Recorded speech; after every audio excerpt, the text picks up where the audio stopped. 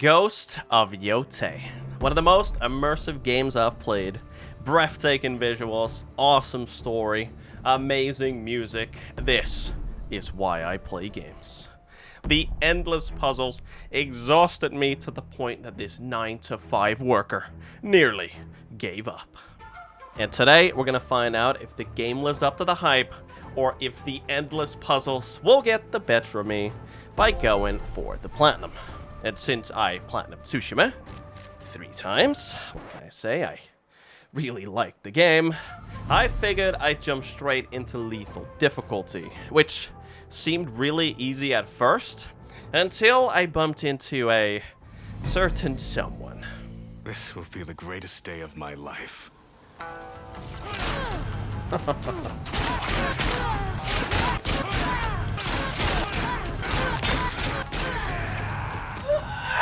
Let's start at the beginning, though.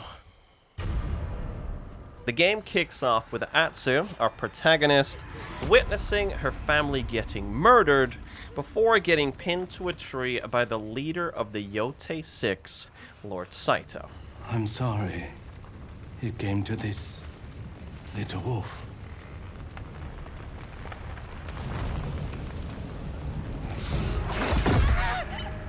Leaving her to die a less than pleasant death. Did she die, though? Of course not. In fact, after honing her skills for the last 16 years on the mainland, she is back with a vengeance. Every member of the Yotei 6 will suffer. And here's who we're hunting down. The snake, the Oni, the Kitsune, the Saito brothers, the spider and the dragon, and finally, the main man himself. Lord Saito. Which brings us to our first target, the snake. Oh, by the way, say hello to our furry friend. But before I could take care of the man himself, I first had to deal with a couple of bullies. I wasn't ready for that. Killed him. You are going to regret that. Yeah, I doubt that. Yeah, I doubt that. Oh, it's so bloody. Ooh, dropped it. Pick it up? Yes, please. Oh, I like that. Now, of course, the guy had no clue who I was. I mean, it had been 16 years. So instead of taking things seriously, he jokingly asked me for a light. So I lit the place on fire. That said, after stumbling his way out of there and spotting my sword, he finally realized who he was dealing with. The swordsmith's daughter. Which was followed by the first duel of the game, which honestly went relatively smoothly, right up until he started throwing nonsense my way. Lame. And if you're thinking, this doesn't look good, does it? Don't worry. Hopper was there to save the day. Unfortunately for me, though, that wasn't the only unblockable attack. I mean, of course it wasn't. Oh! Oh god, what is this?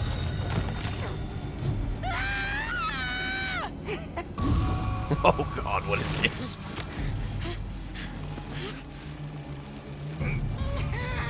Oh, that's gonna hurt. Oh, that's gonna hurt too. Oh my god, Yuna, is that you? Jesus. Yeah, that'll do it.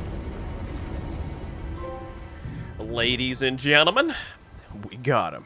And not only that, thanks to the power of plot armor, we also didn't die. 1 down, 5 more to go. And just in case you already forgot about the horse we just saved, she's our new trusty companion. Holy. Now that is what we call a step up. Jesus. We made our way back to her family's home, and it's here we got a glimpse of what her childhood was like. chasing her brother around, playing the shamisen with her mom, helping her dad at the forge. It was all very wholesome. A wolf needs her pack. Remember that.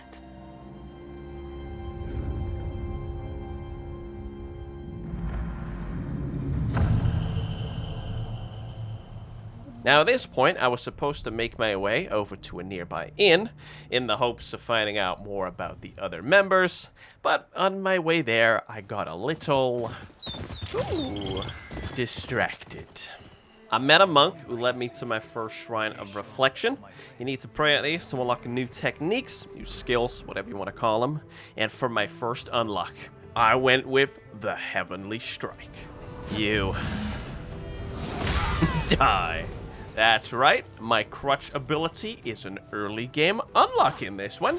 Had a little peek at Atsu's booty, and just like in the last one, public nudity improves life expectancy. I still haven't figured out why. And after completing a couple of bamboo strikes, which increase your resolve or spirits in this game, I came across the first of 11 wolf dens, where we once again met our furry friend who, just like Atsu, was on a quest for revenge, and you'll never guess who helped her out with that. Oh, 2 as 1. Completes a successful standoff or assassination with a companion. Alright, and about 30 seconds after that, after rudely getting one hit, looks like I need to take more baths. I got another one. Doink. Oh, what is this? Wolf bait. Use an empty sake jar to trigger a wolf kill. Right, that's oddly specific. And the more of these you complete, the stronger your bond with the wolf becomes. Oh, and after completing a few of these, you actually learn how to play that song on your shamisen.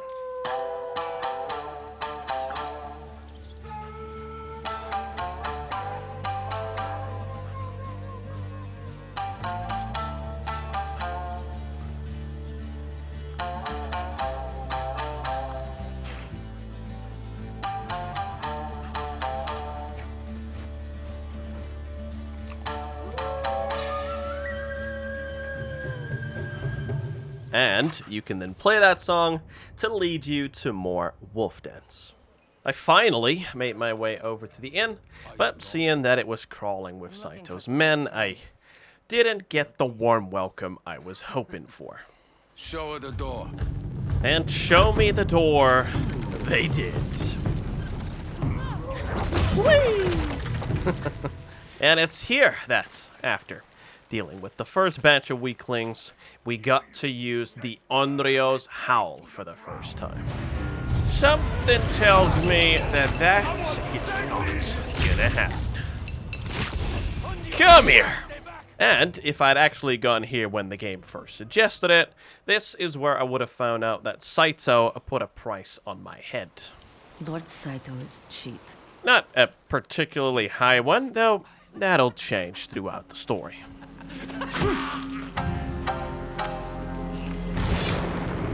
The next morning, we got introduced to a few new members of our wolf pack. Ran, the bowyer, who sold me some new toys. Isaburo, the cartographer, who sells maps to certain POIs that you then have to put in the right spot. Major pain in the ass.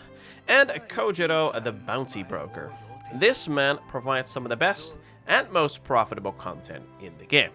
And although most of them just reward you with money, sometimes you'll get one that unlocks a new ability or tool. Like the fight against Crow Enzo, which, might I add, was a piece of cake. Ow. Ow. Alright, fine. I might have died once. Or twice. I will avenge my brother! No, you won't. Not in this life. If only that had killed him, right? Bye-bye. When you rejoin your brothers. There we go. Metsubushi, a new quickfire weapon. Yeet! What, I get one free hit? Wow. But believe it or not, that stuff comes in clutch during a whole heap of jewels. Anyway, let's get back to the story, shall we? Ah, shit. I followed this little guy to my first Inari shrine, and instead of 49, there are only 13 in this game. Drew my first pretty picture, completed my first reliquary, I think that's how you pronounce it. Found my first Pillar of Honor, just like in the last game, there's a whole bunch of these. And eventually came across the old stables, where after... Oh! Man, that sounds more painful than it did in the first one. Right? That sounds rough. Oh, right in the neck. Very gently taking care of some of Saito's men, I helped the owner get his horses back, just like Papa Atsu and I did 16 years ago. Just because something is hard doesn't mean it's not worth doing. And for our assistance both then and now, he let us pick a new horse, which I didn't.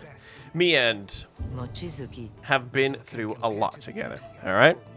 Keep looking out for each Another other. one, naming a friend. Pick a name for your horse. Oh, and you're gonna want to snag that charm Papa Atsu left behind. That one increases the amount of wood, flowers, and plants you collect. And if you climb up the False Rest Shrine, which is the Shinto shrine to the north of Atsu's house, you also get a charm that gives you more metal and black powder. Very useful. And, final one, for my fellow lethal gamers, you should totally climb up the Faithful Leaf Shrine as well for the charm of Futsunushi. I have no clue how to pronounce that. That one makes perfect parries and dodges significantly easier. You can thank me later. And after all that, and a whole bunch more, I met this guy. A Ronin who owns a sake house that's currently occupied by Saito's men. Oh. That is no longer occupied by Saito's men.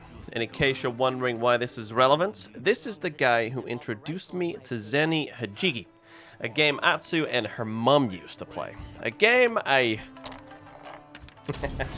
wasn't particularly good at. Lucky for me though, there is a way to cheese it.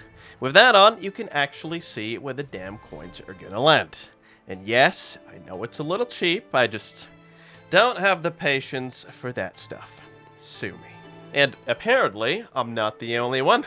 Because as it turned out, Mama Atsu was also a prolific swindler back in her day. Good with coins. Win a charm from playing Zeni Hajiki. That felt a little cheap, but hey, I'll take it. And afterwards, instead of aimlessly galloping around, I finally figured out what I wanted to do next when this dumbass tried to kill me. Now you're going to answer my questions. Politely. You know how in Ghost of Tsushima you had different stances for different types of enemies? This game basically has the exact same system, but instead of stances, you can get different weapons. The dual katana for spear users, the odachi for the big boys, the kusarigama for shield enemies, and then the yari for kusarigama users. And to get all these different weapons, you have to say "Ayo, what up?" to the different weapon masters and complete their quest lines. But first, a little break. And it's here we met Taro. Long story short, the kid goes around nicking things off dead people and then selling it to the living. A real entrepreneur, so to speak. Only the high-quality goods my customers deserve, of course. And after playing a tune on the shamisen, fireside performance, and taking a little screenshot, another one, Memento. I kind of figured they'd reuse this one. I finally made my way over to Hubei. I followed in my parents' footsteps and climbed all the way to the tippity top of Mount Yotei. There we go, Inheritance. Alright, now let's go meet the dual katana master. Matsu? Atsu. Now, at first, he had no interest in training us, but after a little chat, seeing as I'm Kengo's daughter, he decided to give us a chance, which was followed by a few days of rigorously training our left arm until it was just as strong as the other one. Which was... What the fuck is that? Wow. Interesting. During all this, we learned that Atsu's got a bit of survivor's guilt. You see, when she was a kid, her and Jubei, her brother, got a little too close to a wolf they spotted whilst collecting mushrooms. It won't hurt you. And the guy that just saved them? Lord Saito himself. Now, of course, the kids didn't know that, so to show thanks, they brought him back to their place for dinner. And I think we all know what followed. I must make an example. No.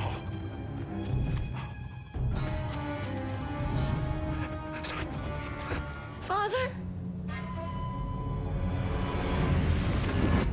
And a few days later, our training was complete. And as a little present, he handed me the sword Papa Atsu had made for him, which I got to try out pretty much straight away. Of course. A cripple and the Onryo everyone is so afraid of. I'll put you both down. Yep. Something tells me he won't. But first, you and you. Show him what a cripple and an Onryo can do.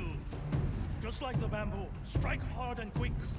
Hold, release, right. Ooh, I've got Commando Pro. Oh. Now, Big Mouth over here had a note in his pocket saying, a tiger forced up the mountain still bears teeth. And Hanbei, seeing as he used to be the #1 bounty hunter in Ezo, could tell by the mud on their clothes that these men came from an old fortress in Tokashi Range. That said, I didn't go there for another, 20 hours or something. The fortress, that is. I went to Tokashi Range to meet Master Yoshida, the Odachi Master. And let's just say I left a bit of a blood trail in my wake. Oh! I can one-hit the big boys now, by the way. Look at this. Oh. And you're done! Say bye-bye to your sword. Hey! Oh. Rude. Yeah. Well, never mind. Which may have pissed off Lord Saito a bit. Bring me her head. Not excuses. And of course, I didn't just take out a few of his camps. I also took care of a whole bunch of bounties. And because of that, Kojiro decided it was time to offer me a special bounty. I was to take out Soma the musician, and although he sounds harmless, he was far from it. This man got his hands on a supposed cursed flute that produces beautiful music, right? The catch, he had to murder people in order to learn new songs. And he didn't just go after capable men, he also murdered women and children. And for that, he was gonna have to die. It calls for another sacrifice. Now, at first, it was looking a little rough. One hit, bro. The music is Right. Guess I have to take more baths. That said, it actually only took 3 attempts. I am victorious. Wait. And for whatever reason, instead of just straight up killing the guy, we granted him his wish of playing one more song.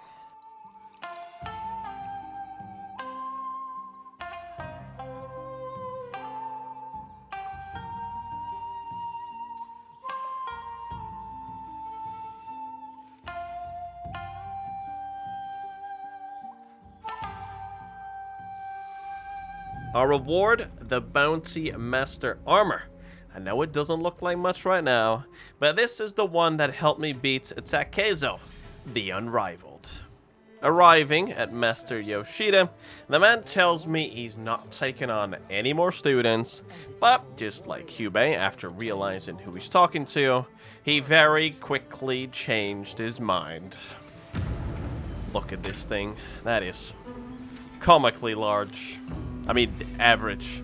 And right after getting used to the weight of the damn thing and bullying a couple of his students, some of the brothers' goons showed up. And instead of, helping me out a bit, I had to take care of the first few myself to finalize my training. Oh my god. Which turned out to be... Oh, what? Annoyingly difficult. You need the power of your Odachi! No, I don't. I need the power of my powder. After I finally managed to deal with that lot, we got word that the Saito brothers had men camped just up the ridge, and since his students needed to rest, allegedly, I mean, I did most of it, the two of us were left to take care of them. And after teaching me a neat little trick, that's gotta hurt. That I'm pretty sure I never used again, and scaring a whole bunch of enemies. Ooh, the horror. Make 20 enemies collapse in fear using Onryo's Howl. He finally told us why the Saito brothers wanted him dead. After Clan Matsumai chased after the brothers for over a year, thinking they'd finally driven them into a corner, they walked into a trap in which 100 Matsumai samurai were gunned down. Afterwards, the spiders started prowling the battlefields looking for wounded samurai to execute. And whilst this was going on, Master Yoshida patiently waited for the right time to strike. I felt the spider's shadow fall over me. As he raised his pistol, I swung my Odachi and nearly cut him in two. And although they won the battle, that single strike was considered quite the humiliation, which is why they wanted him dead. Another one, Way of the Odachi. And for our next weapon, we had to go up north to Teshio Ridge, the Kitsune's domain. But, as you can imagine, I got a little distracted. You see, on the very north, I got to talking to an old woman named Huchi, who was part of the Ainu, the native people of Edo, who told me to come visit her in their village, which I was gonna do straight away, but then when I got there, I spotted a mythic tale. The legend of Opshinopuri. Which is a story about the great Okikuru Mikamui, I probably butchered that, who managed to pierce through an entire mountain with a special type of arrow. But not a single soul who went to go look for the arrow ever returned, because you see, the arrow is being protected by a really large meanie. Uh-oh!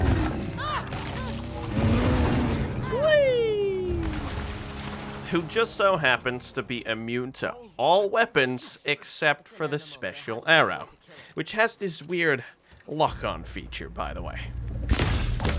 And just like that, the big meanie is no more. Now let's go say hi to the one who keeps calling me Siturainu, shall we? The first time we met, I helped her track down a dangerous thief who turned out to be a desperate man trying to keep his pregnant wife alive, so they took him in, of course. And for helping her out, I was awarded with some Ainu armor, basically the traveler's attire from Ghosty Ghost. The next time I bumped into her, she was lying on the floor with a twisted ankle or something. Instead of letting me help her out, though, she told me to rescue this little guy. Go on. It's more fun than it looks. I don't know. It looks fun, but I bet it hurts your knees. Long story short, his mom died in a rock slide. I know, a big sag. But the Ainu have this tradition where they'll basically take care of it as one of their own until he's too old and becomes dangerous. That said, that sure beats starving to death in the woods. And sometime later, after helping her patch things up with her son, she finally told us what Siturainu means. It means one who is easily lost in the hunt. I am not blind to what you do with the weapons you carry. But like me, maybe you can find a better path. Bling! Siturainu.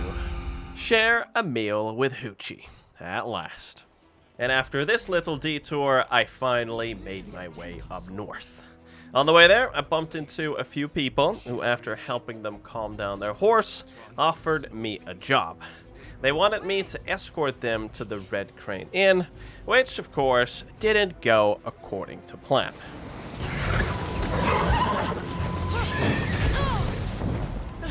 Now, taking care of this lot wasn't too much of an issue, but then the Kitsune showed up.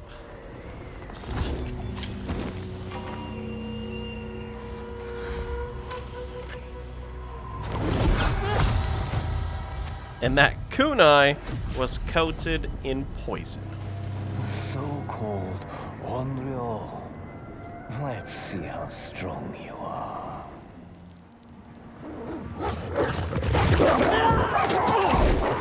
But lucky for me, our furry friend once again arrived to save the day.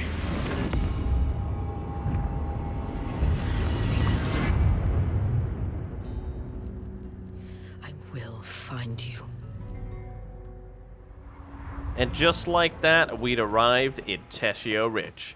Now, I was gonna go straight to the Red Crane Inn, but you know, I found some more altars of reflection, found the first of too many damn puzzle boxes, learned a new song on the shamisen,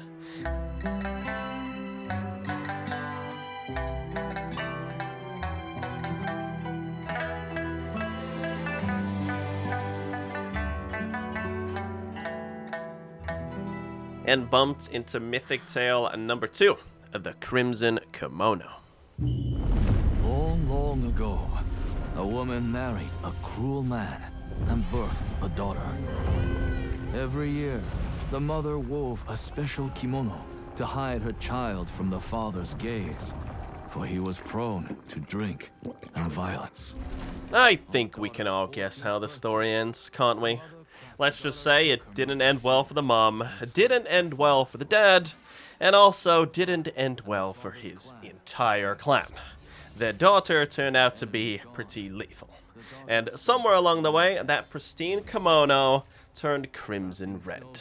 And after that, she spent the rest of her days crafting snow sculptures of her mother. And in order to get our grubby little hands on the kimono, we had to track down those sculptures and then follow the clues that these little bugs led me to, which eventually brought me back to where it all started, the family home. Crimson kimono. It's real. Not only is it real, you'll also be seeing a lot of it. After finally arriving at the inn, I beat a couple of samurai at a game of Seni Hajiki. Now, I didn't know it yet, but they were feeling a little bit salty about this, because right afterwards, they told me to go speak to the commander about the kitsune. Only the commander was getting ready to get down and dirty. You're early. Take off your clothes. I will be with you when I'm ready. Mind if I keep my sword? Which was followed by the guy telling me he won't give me any information, because he doesn't answer to dirty mercenaries. Of course he doesn't. Find what you were looking for?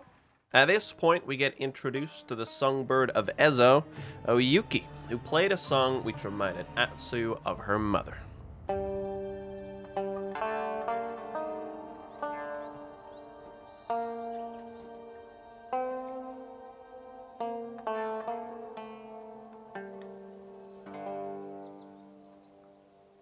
Oi! But then she's taken out of the moment by a few rude boys, which resulted in me having to teach them a lesson. And let's just say the commander wasn't too happy about this. Get up, you idiots! Execute her! Is that wise? But lucky for us, Oyuki came to the rescue, telling him that Lord Matsumae wouldn't be too happy hearing a song about how his men were beaten by a lone warrior. A woman, no less. Disgusting. So the guy agreed that this never happened, but he didn't want to see our face again. After that, we met Oyuki outside, and here she told us that the Kitsune is the leader of the Nine Tails, and that she's got a lead on how we might be able to find where they're hiding. You see, there's these shrines where people leave offerings for the Kitsune, and every few days, someone stops by to take the offerings. So, We put down some coins and waited. The Kitsune took something from me. I can't leave until I get it back. And just as Oyuki was about to tell us about how the Kitsune took something from her, a couple of Ninetales showed up, who left behind a strange symbol, and we figured they might be using those to communicate. So, we followed them, and as per usual, my stealth skills left something to be desired. I knew it. I was thinking the fox was looking a little suspicious. That said, when she was younger, Oyuki used to hide her song lyrics in her shoes. And as it happens, the Ninetales must have been musicians too. I know, because the guy had a note in his shoe. What was on the note, you say? Another symbol. This symbol. Which turned out to be the entrance to a Ninetales training camp. And here, I found a scroll. That scroll is not for your eyes. Oh, yes it is. Yeet! Wait, hold on. Hold on! There we go. As I was saying, here I found a scroll, which turned out to be a cipher with all the symbols used by the Ninetales. And believe it or not, even though I just found the cipher, they never bothered to change the symbols, which was very useful. Oh, and on my way out, I found some armor. Ooh, I like that. Ninetales armor. Now, at this point, the plan was to go straight to Master Enomoto, but then I bumped into some Ninetales. Leave her alone! Lame. Naturally, I wasn't too happy about her stealing my kills, though she made up for it by introducing us to the kunai. Before telling me a story, though, and more importantly, letting me buy more kunai upgrades, we first had to liberate a few more farms. Not a problem. Your time has cometh. Yes, she will. What a pupper! I said, doggy, you go get him. Man, that's gotta be my favorite feature. I love throwing shit. Bye-bye. Oh my god, another one. Hey! And along the way, we learned more about her. How her parents taught her to work the land, how she met a little boy who grew up to be her husband, and how he taught her to make kunai to defend herself in case he wasn't around. And seeing as she's lived here her whole life, she's buried her husband here, her family, friends, she wasn't about to give up her home to the Ninetales. A wild trophy appears, Kunai Defender. Help Hana protect her farms. And after looking at Atsu's booty a few more times, I finally bumped into Master Enomoto, who needed a hand dealing with some Ninetales. Afterwards, seeing as I helped him out, he decided to teach me the way of the Kusarigama. Now, at first, the training was going just fine, but then he kept going further and further up the mountain, and the further up we went, the colder it got. Naturally. In fact, it got so cold that Atsu was unable to do a heavy attack. If you hope to fight in this valley, you must learn to live within it. Which apparently meant taking an ice bath. And believe it or not, that warmed her right up, because that's how that works. And it's here we learned why Enomoto didn't want to fight the Ninetales himself. His grandson was one of them. After his mother was killed, he came to his grandfather asking for training, but the guy refused. Not because he doesn't believe in revenge, but because he didn't just want revenge, he wanted the whole world to suffer. So, the guy found someone else who would teach him, the Ninetales. But, before I could confront him, we first had to flush him out. So, I took out one of the outposts, rescued the blacksmith who specialized in Kusarigamas, and after that, we set a trap. Come here, buddy. What did I tell you? Ooh. The Owl's Talon. Use a Kusarigama assassination to kill an enemy from a distance. And after taking care of the first batch... Whoa! Whoa! That just kind of came out of nowhere.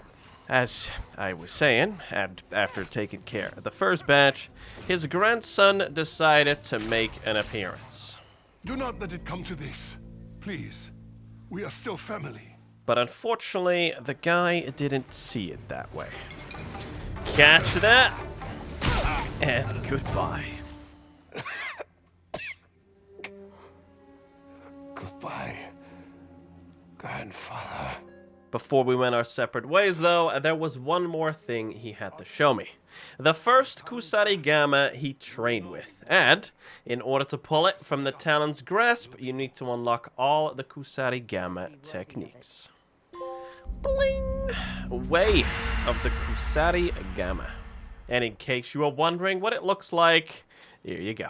Now, at this point, the plan was to go straight to Ishikari Plain to get my hands on the Yari, but then I met Ginji, the Armorer, and after getting some upgrades and buying some more dyes, another one, purely decorative. Acquire 30 pieces of vanity gear. He told me that just yesterday, he watched a man named Daijiro trying to gamble some of the best armor he'd ever seen before making his way to Cairn Forks. Bet you can't guess where I went next. I wasn't the only one though, but for the low price of a rare armor once worn by Lord Fuyura, I scared the guy away. Walk away now and keep all your teeth. This isn't over, Taijiro. Did he have the armor on him? Of course not. And when I met him at the inn, instead of just handing it over, he wanted to up the ante with a game of Zeni Hajiki, which ended with him losing, jumping out of a window, and getting snatched by a bunch of bounty hunters. And whilst I was taking care of this lot, ooh, next victim. Oh, he dropped his sword as well. Catch that, boy. Hold on. There. The rest of them managed to take him to a camp to await Tatsu, the guy who placed a bounty on his head. Lucky for him, though, I still wanted that damn armor. So, I took out all the naughty boys, but instead of running away after that, we used Daijiro, who turned out to be Lord Fuyura himself, as bait. I am going to regret this, aren't I? Which worked like a charm. What are you talking about? Behind you. I do love a good chain assassination. Triple kill. Not today, buddy. And afterwards, he finally handed over the Dragonfly armor, which is mainly good for ranged, so I never really used it. For our next weapon, I needed to get to Ishikari Plain. But the only way in was through this Matsumae checkpoint, and for that, I needed a travel permit. Travel at the gate, stranger. I can help. How convenient. Going through the checkpoint, we got introduced to this guy, Lord Kitamori, who was about to give me a tough time about my permit when a bunch of the Oni's goons showed up. Afterwards, Lord Kitamori learned that the samurai who was supposed to arrive this morning never showed up, and he wanted my help to go find them, reminding me that it's his job to arrest wanted outlaws who use fraudulent papers. Lead the way, samurai. That said, although we did find them, we arrived a little too late.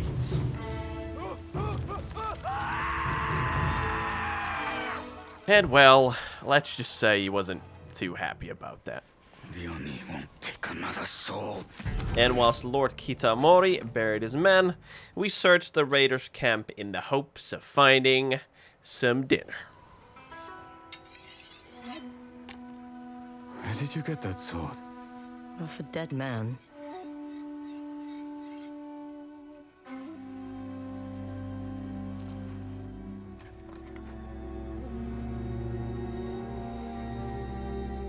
Don't lie to me.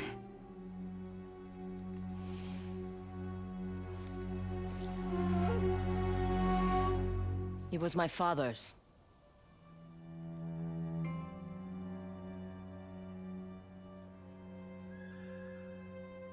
Atsu.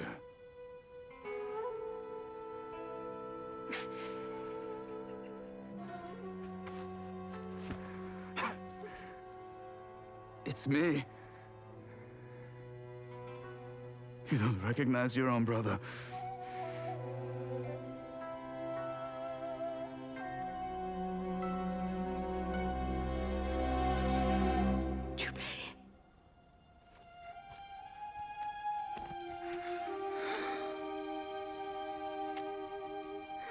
It's really Twin wolves. Another one. The next morning, after a long overdue catch-up, Jubei escorted us to Ishikari Plain, but instead of finding Matsumai Samurai at the checkpoint, we found more raiders. And believe it or not, this was still a one-on-one. Jubei just kind of watched from the sidelines. Good thing I'm a professional. Ooh, there we go. Well, who's next? Hold on, let me get it. Let me get it. There! He's next.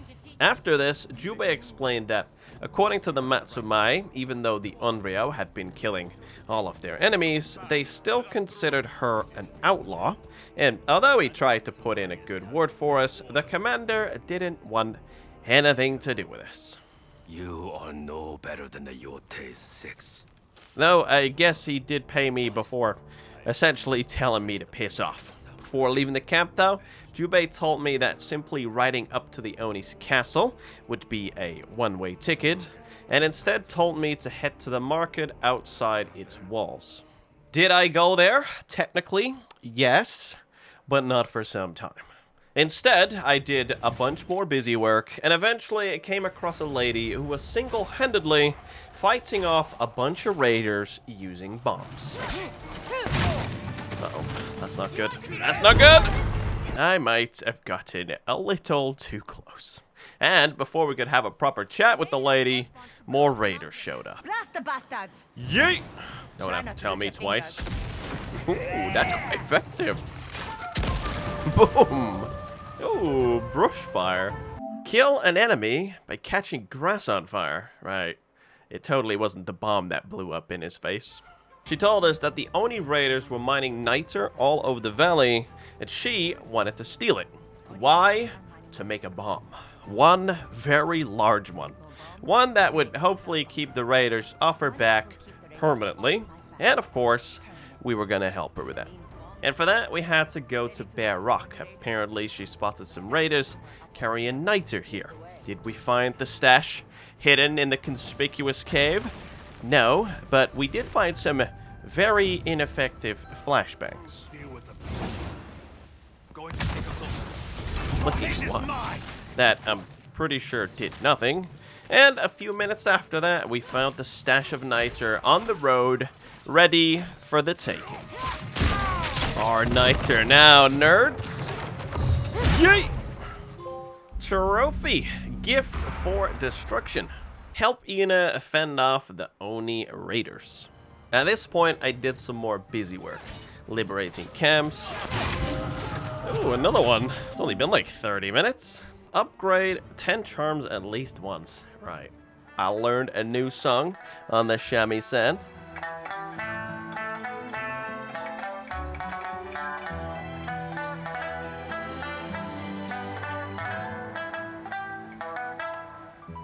Completed some altars of reflection. Moments of reflection. Find 30 altars of reflection. Right, I think that's only like half of them. And bullied some more raiders. Oh wow, it hasn't even been 2 minutes yet. Very persuasive. Interrogate 10 enemies. And this guy told me where I could find the fine gentleman who used to run this dojo, Sensei Takahashi. Although when we first met the guy, he didn't seem like a very gentle gentleman. I see the Oni raiders sent another dog to collect my Rude. head. A starving dog. But rude. Though it didn't take too long for him to realize we're after the same person. He told me that he was the first one to organize a resistance against the Oni, and they have been hunting him ever since, and he ends it with this. I won't rest until the raiders are dead and buried. And to that end, he agreed to train me in the ways of the Yari, so long as I used it to help the people of Ishikari Plain. I have officially acquired a large stick. A pointy, large stick. And what did that training consist of? Fishing, mostly. Because you see, teaching someone to fight is like teaching someone to fish. That and the guy wanted fish for breakfast. As you can imagine, my first attempt didn't go according to plan, but after teaching me how to loosen my grip and use the spear as an extension of my body, things very quickly clicked. There we go. Dinner served. After successfully teaching me how to catch dinner, he taught me the typhoon kick, the perfect move for yeeting someone off a cliff. Wink, wink. And after the obligatory, oh look, enemies have arrived, he handed me a real Yeti, the one that used to belong to his best student before the raiders put a torch to the guy. Tools of a warrior. Acquire all melee weapons. And seeing as I'd already completed all of the tasks he gave me during my little distraction sesh, I immediately went to meet him again at his dojo for some more training. Well, after catching some more fish. Got him! Spear fishing. Spear a 5 fish with the Yeti. Very nice. Here I learned the Thunder Wave Attack, another unblockable one. My favorites. Ooh. My bad, buddy. Didn't mean to stab you in the back. And I'm sure you can guess what happened right afterwards. Sensei! The raiders are here! They're burning Nishikawa! We must save him! And although we managed to take care of all the raiders, we didn't arrive in time to save his student. The Oni must die. He will. But not yet. There we go. Way of the Yeti. Before you get your hopes up, though, it's not quite time to focus on the story yet, because at this point I decided to complete about 85% of the side contents. And we'll kick things off with the tale of the Undying Samurai. He commanded his clan to build him a castle that would surpass the majestic peaks of Mount Yotei, and forged an armor to rival the beauty of its snowy summit. But you see, the mountain was sentient and not at all happy about that. So when a fire broke out, it made sure it spread rapidly, destroying the castle.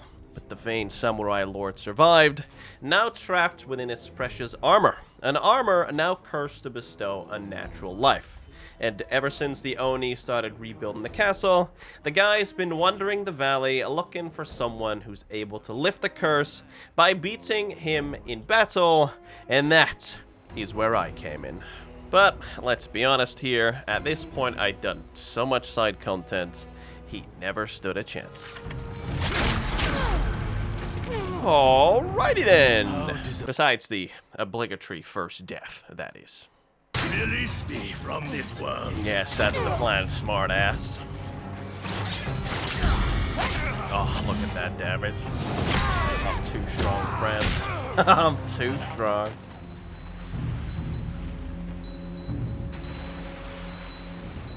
Oh, what? The helmet kind of ruins it. No? Little bit. Up next, the Spider Lily General. This one's a tale of grief. During the Tensho Iga War, a general clad in spider lily armor rose to prominence. 1,000 adversaries fell to his blade.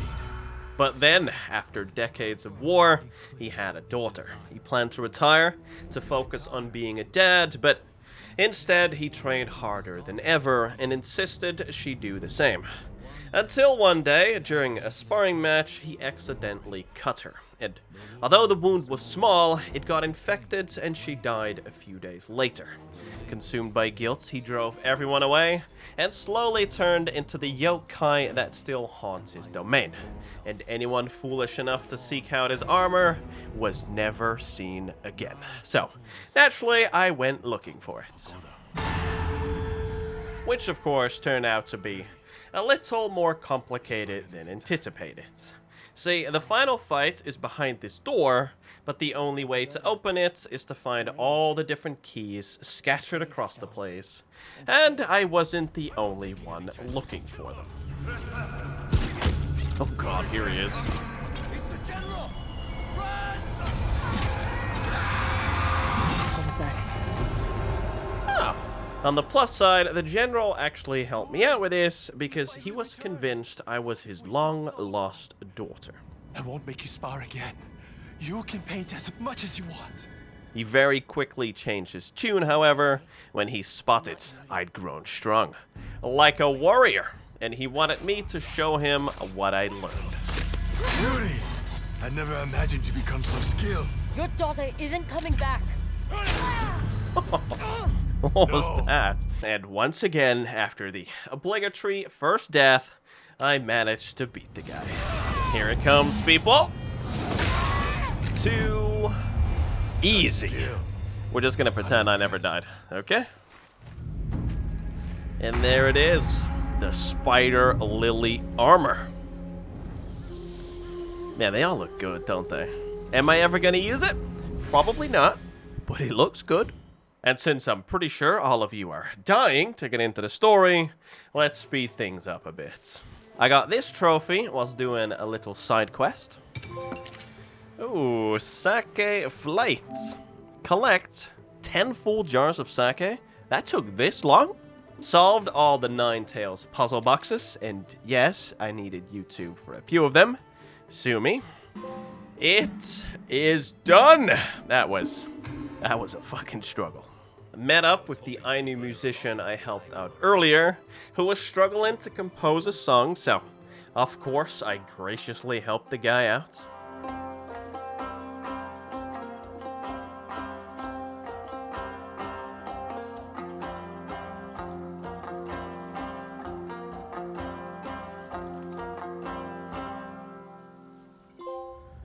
Like a mother, like a daughter. Learn all the shamisen songs. And before finally digging into the story, I took on Takezo the Unrivalled. Takezo the Unrivalled was the greatest duelist under heaven. His two swords claimed so many victories.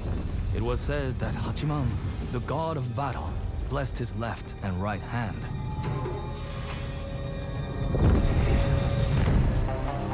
Before every duel, Takezo wrote the name of his opponent on a strip of paper and hung it from a tree. One Takezo's tree was so heavy with names that there was no room for another. He disappeared. And in order to draw him out, I had to defeat 5 of his disciples. And although 3 of them were pretty easy to beat, this guy... Oh, what? And then the fucker with the spear.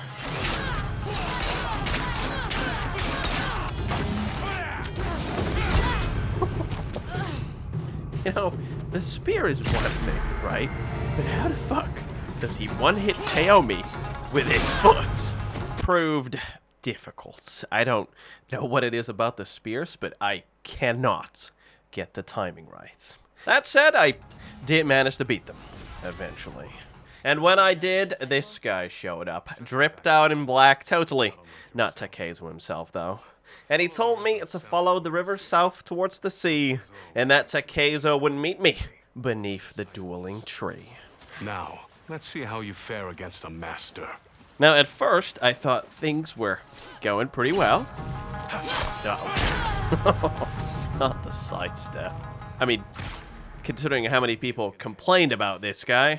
But then he picked up an oar and proceeded to absolutely bully me. Any samurai can swing a sword. Masters improvise. Oh. I mean, it's basically a spear, isn't it? I mean, he's using it as one, so it might as well be one. And sadly, this was only the beginning. Oh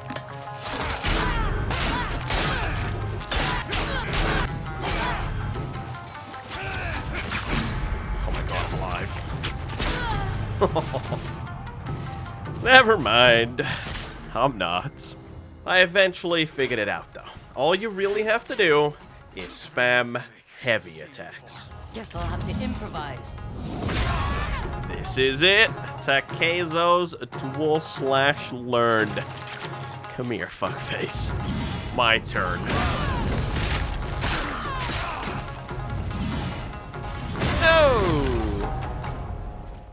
And just in case you thought that was it, think again. That was essentially the warm-up for the real fight. This will be the greatest day of my life. And I can confirm it sure as hell wasn't the greatest of mine. That shit was rough. His attacks were fast. Alright. Constant. Oh my god. Jesus. The timings were all over the damn place. Ow. And I was permanently one-shot. You see that shit? But luckily, I had the power of Iron Will on my side. Guess who's back, boy? And never mind, whatever. After a little while of that, I thought, alright, let's try that cool white armor. More stagger damage, wider window to perform perfect parries and dodges. Sounds pretty good, right?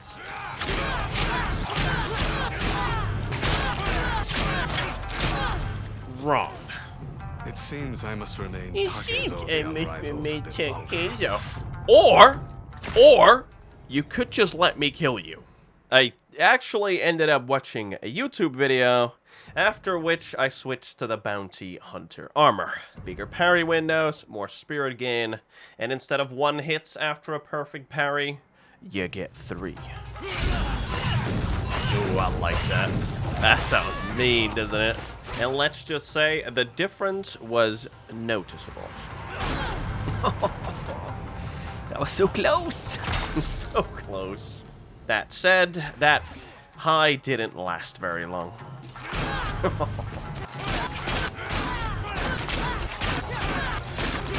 I was making progress, though. Slowly, oh my god, but surely. Oh, best believe I'm gonna kill this guy. Even if it's the last fucking thing I do. He is going to die.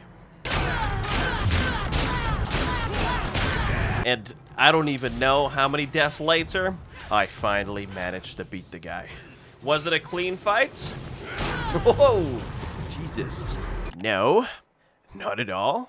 But it's the end result that matters. Alright? Oh my god, this is the one.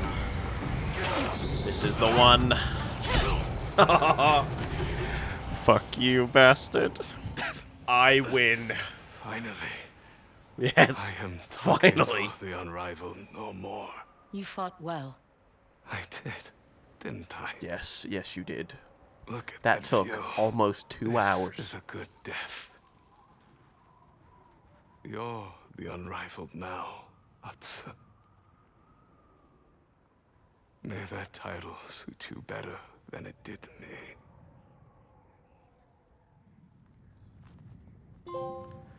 There it is. Unrivaled. No more.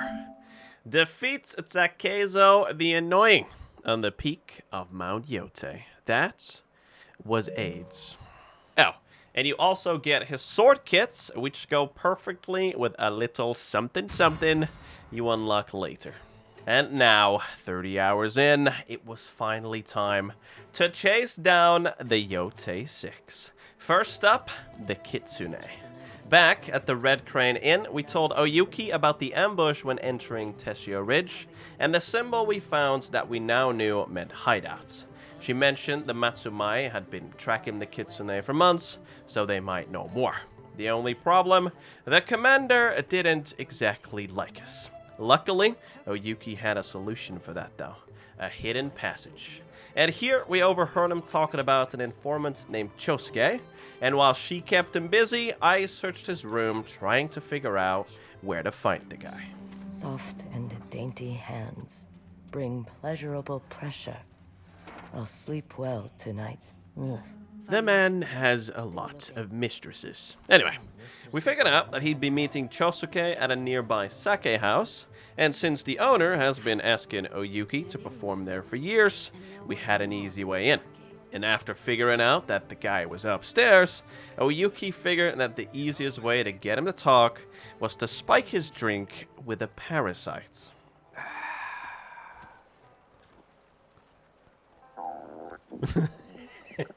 Oh. That is weirdly relatable.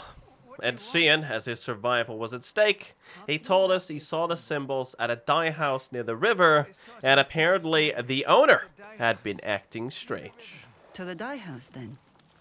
As soon as I get out of this damn kimono.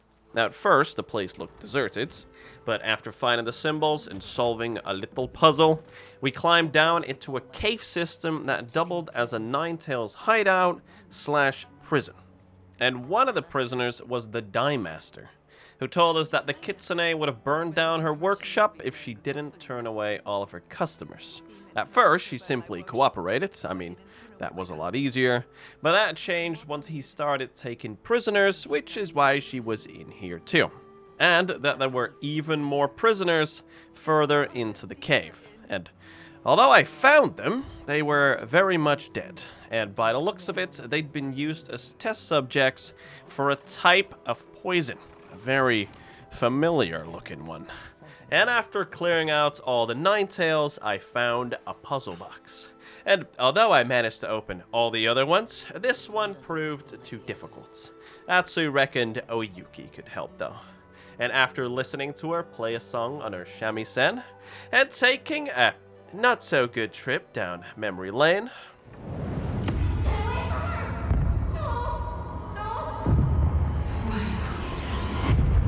where we could very clearly hear that the kitsune was female, wink wink, she opened it up, and inside we found a note with ingredients for a poison and the location of a harvesting site. Just one small problem, the Matsumae were here looking for the same thing. That, and we had to deal with a whole heap of puzzles and Ninetales along the way. Atsu, Ninetales. I see them. Don't worry. Oh, wrong one. Oh, man, shots. Bye-bye. Yeah, so these guys weren't really a challenge anymore. Anyway, arriving at the sites, which turned out to be full of wolfsbane, the same stuff Jin used to make his poison, we spotted the kitsune. And lucky for us, this is also when the Matsumae decided to attack. What's going on? It's Commander Fujita and his men. We're out of time. So instead of fighting my way through a bunch of Ninetales, I was able to go straight for the kitsune. Unlike the snake though, this guy didn't recognize me at all. I don't expect you to remember me. I was a child. But my mother...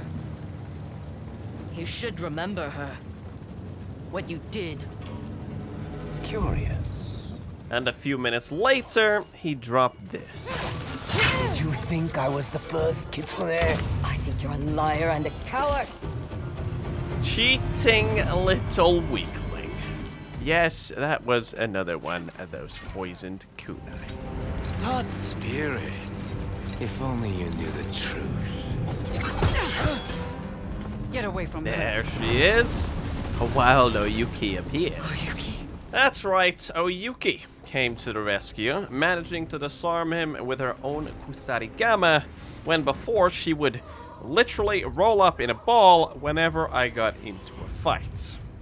And if that wasn't bad enough, during our escape, thanks to the poison, instead of seeing Oyuki, we saw the kitsune dressed in black. And then, after approaching the hallucination of our mother, we got a flashback to the night she was killed by Lord Saito. The end of the world exists only in our mind.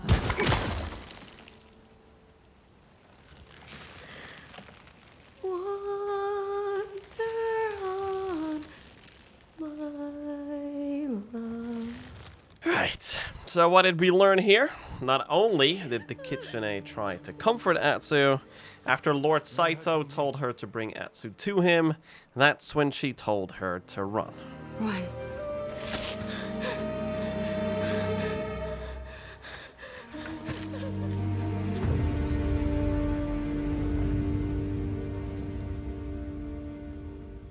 Easy, Atsu.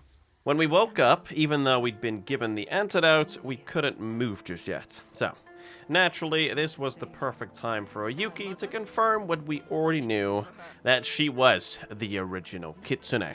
She told us she's not our enemy, and that after regaining our strength, we should meet her at an old graveyard, which I did.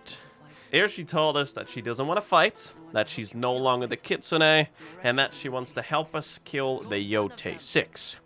But Atsu was having none of it. Please, Atsu. Just listen. No. You'd only lie. That said, she gave up kind of quickly, which ruined the vibe. You want your revenge? Take it. She told us that she can help us fight like a nine-tail, like a shinobi, and resist the Kitsune's toxin. At first, Atsu wasn't interested. I mean, the new Kitsune had nothing to do with her family. But after learning that the Kitsune oversees the shinobi who protects Saito, and that killing him would leave Saito vulnerable, she very quickly changed her mind, for now at least. Fine. Teach me your tricks. The first trick, listening to the world around me like a true shinobi. This could have been useful early on. I'm just saying. After which she finally told us the story of the Kitsune. It won't change anything. It totally did, though. You see, before she was the Kitsune, she was just the innkeeper's daughter. By day, she would play the shamisen, and by night, her family served Clan Saito as their knives in the dark. That was, however, until Clan Saito fell, and she lost everything and everyone. And, with nowhere else to go, she followed Lord Saito north and took on a new identity, the Kitsune, a woman hiding among men. Over time, though, she started to feel more and more trapped by the title meant to protect her. Until one fateful night, she snapped. And that was when she defied Lord Saito and told Atsu to run. And as a punishment, he branded her and forced her to train his new army of shinobi, which she did while secretly plotting against the guy. But unfortunately for her, she got betrayed by her closest ally Dojin, and after that, the Ninetales cast her out like a traitor. The Kitsune lost everything she built, but found an unlikely ally in the girl she risked her life to save.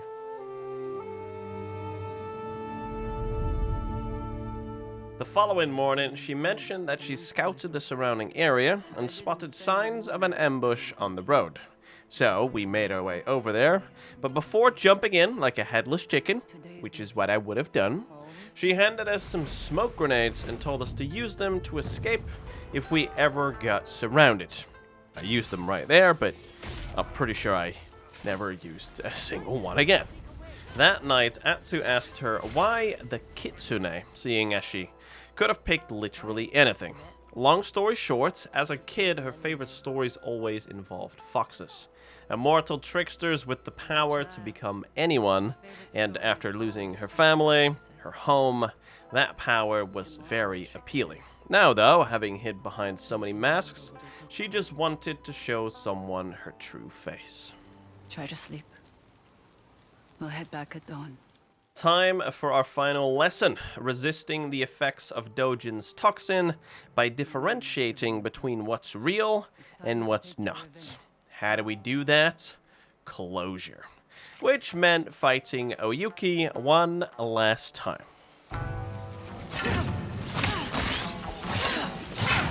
Control your breathing.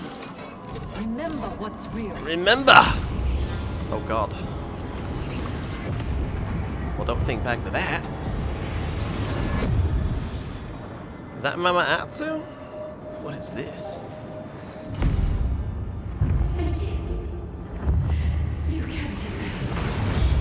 You can do anything. There we go. Of course, this wasn't a fight to the death, because although Atsu can't forgive the Kitsune, she might be able to forgive the innkeeper's daughter. Thank you.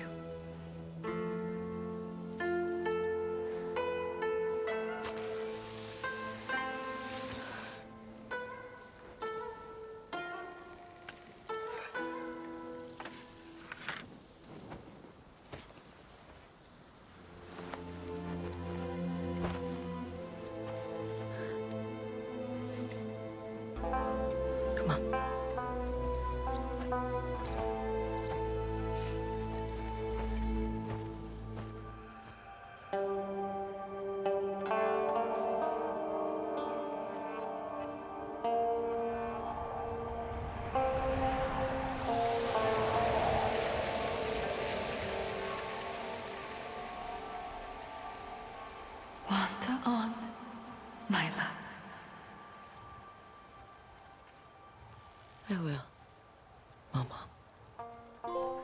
Trophy, the woman behind the mask.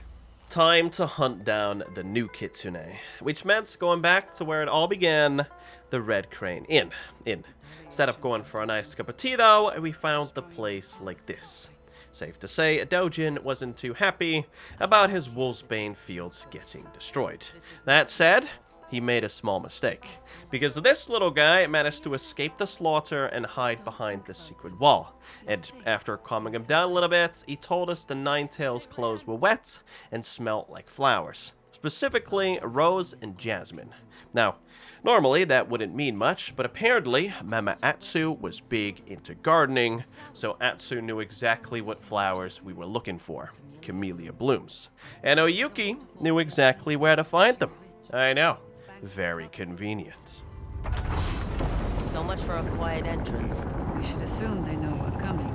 Lucky for us though, for whatever reason, none of them expected us to flank around. Together, quick and quiet. Quick? Yes. Quiet? No. Behind you. Yeet! Come here, boy. Oh, no. And after taking care of them, and many more, we finally found the Kitsune. And whilst I dealt with Dojin, Oyuki took care of his little minions. My boy, I have 30 hours played. This is not gonna be a fair fight. And even though his smoke attacks were a little bit of a pain in the ass, All across Teshio Ridge. that is so annoying. That turned out to very much be true. It's time to die, boy. Except... He's running. Oh, no, he's not ready to accept his fate yet. Don't worry, he didn't get very far. Nah, gonna have to do better than that. And even though he managed to hit me with another one of those damn kunai, that wasn't gonna cut it anymore. Let me do my attack. Oh! That was perfect. I can't help but feel like I failed him. Oh, shut up. You have much to atone for. But Dojun, he failed himself. Exactly. The Kitsune. 2 down, 4 more to go. And up next, the Oni. Last time we were in Ishikari Plain, our brother, Jubei, told us to check out the market before storming at the Oni's castle. There, I found a bounty for the traitorous raider, Matt Goro. Apparently, the guy made off with the Oni's prized muskets, and he will personally reward whoever returns the weapon and the thief alive. Before I even had a chance to look around though, I spotted a bunch of raiders bullying the sake house barman, looking for Matt Goro. That said, when they were about to cut off his arm, good Gaiatsu stepped in. Dust.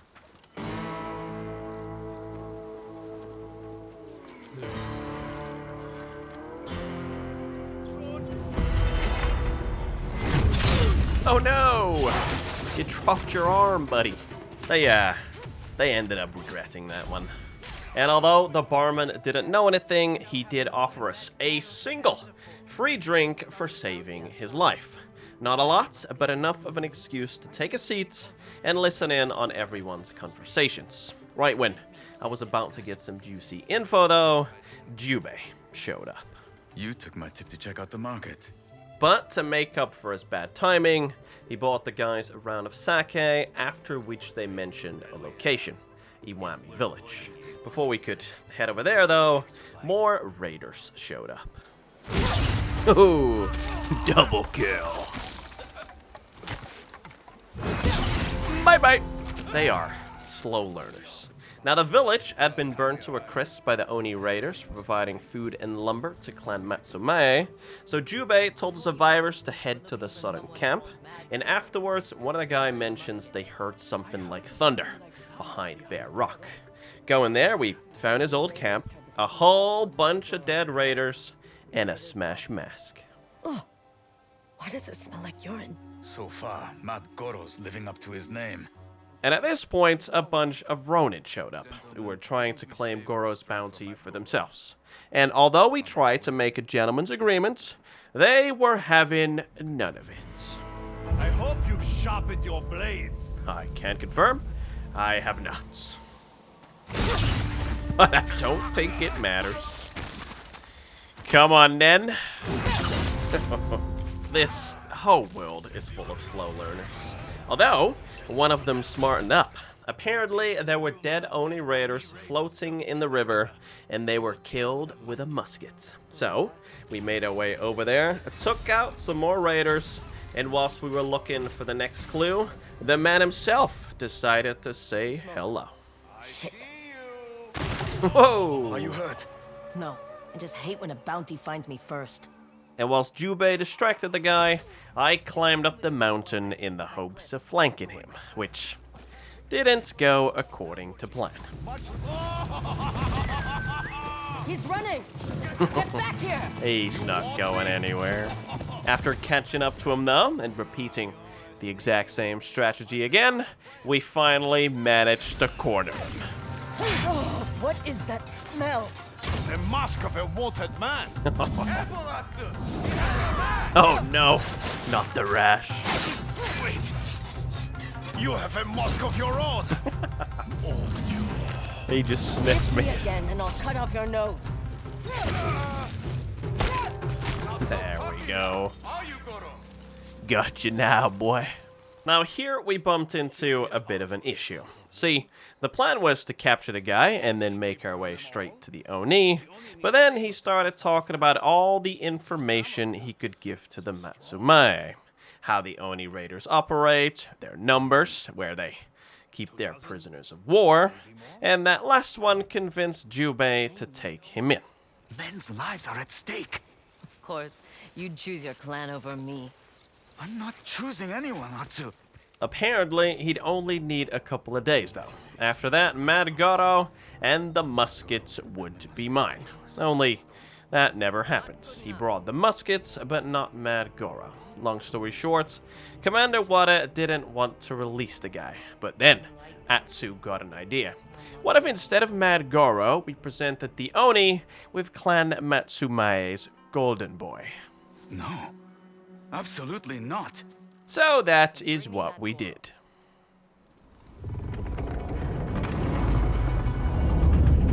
There he is. The Oni. That is one big-ass boy. And whilst Jubei was escorted to the holding cells, I followed the Oni up to his little treasure room for my reward. And it's in this room we spotted our father Saya, his katana holder, which triggered a little flashback. A not-so-fun one. No one defies Lord Saito.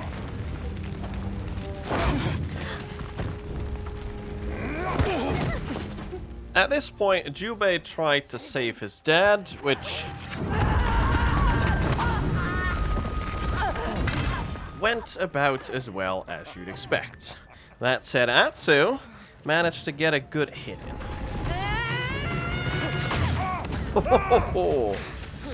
Right in the eye. But did that make a lick of difference? I promise. I mean, we all already knew how this was gonna end. Anyway, Atsu decided to ask for that Saya as payment instead of coins. I know, not suspicious at all. The Oni didn't seem too bothered though, paid us anyway, and afterwards invited us to stay for dinner. At which point we spotted the holding cells, but getting the keys proved difficult. Watch it, you flea-bitten stray. Easy now.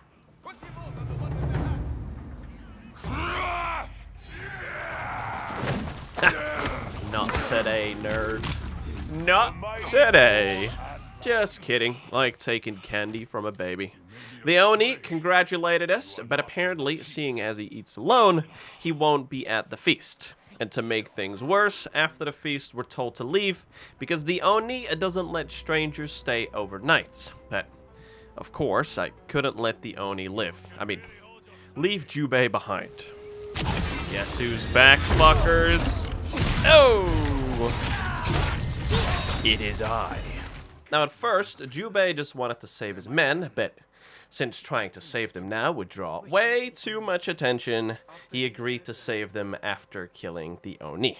The plan was simple.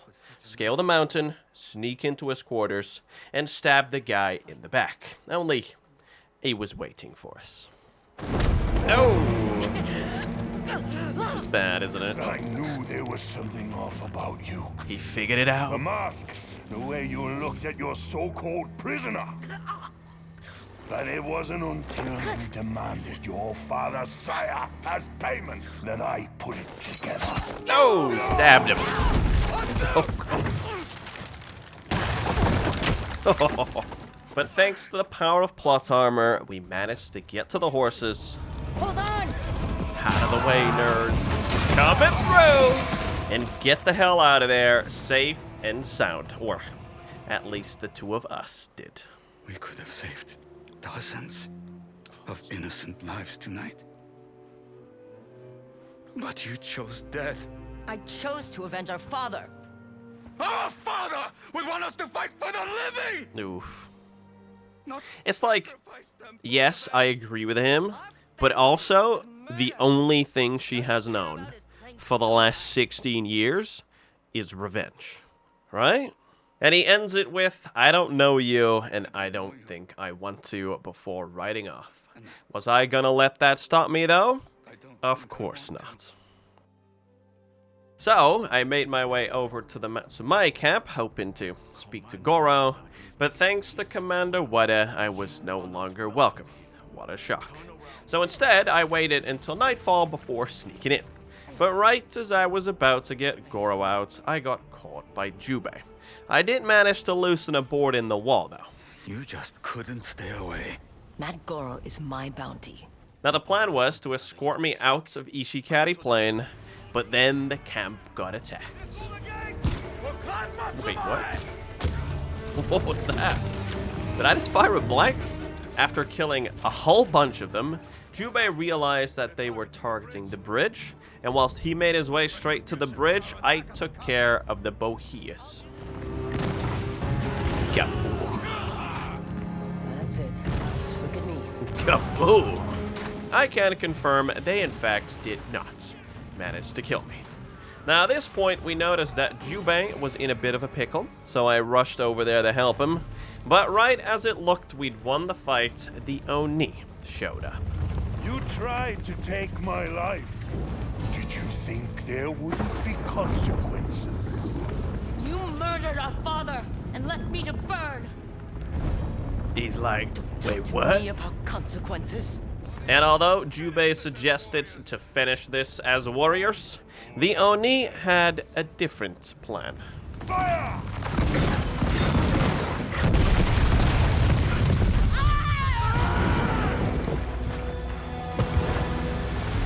Don't worry, our plot armor was still holding up strong. When we got back to the camp, we found it completely deserted, of course. Jubei figured the survivors had retreated to the northern camp, but before we headed out there as well, he asked about what Atsu said to the Oni. And this is where she finally told him the full story. How Lord Saito pinned her to the tree, how the Oni set it on fire, hoping she'd burn alive, and how she managed to tear herself free before the flames reached her.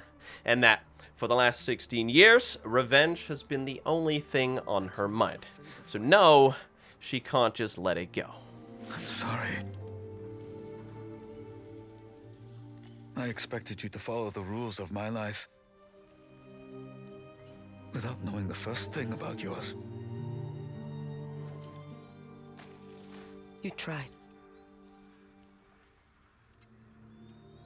But I've been alone for so long.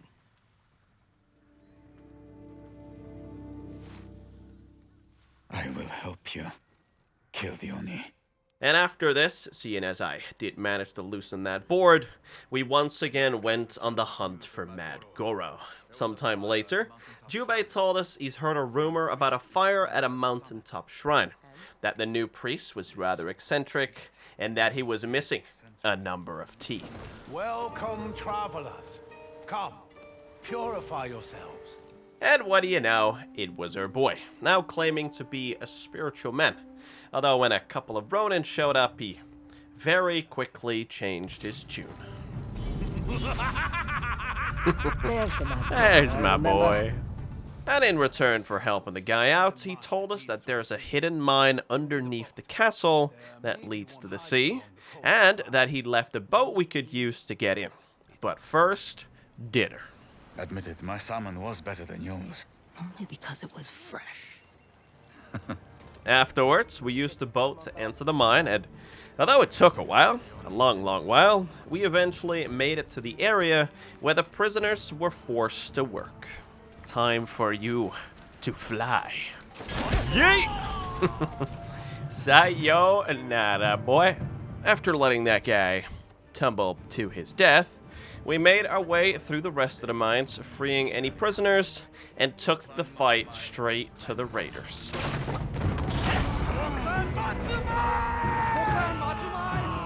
But then, afterwards, it was time to split up, and whilst Jubei was freeing the rest of the prisoners, I challenged the once great general. I am a general, a war hero. I should be on a battlefield, not repairing this rotting and molding castle for someone else. He's a bit of a whinge bag nowadays, though he still has quite the swing on him. Oh, anything but that nonsense. Don't worry though, this fight was a piece of cake. Oh no. Oh no. Guess who just wasted all of his spirits? Whee! And by that, I of course meant phase 1 was a piece of cake.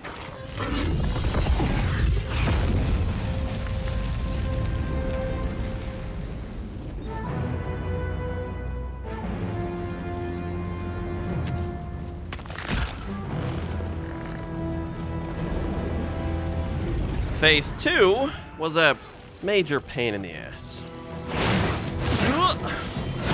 Ow. Ow!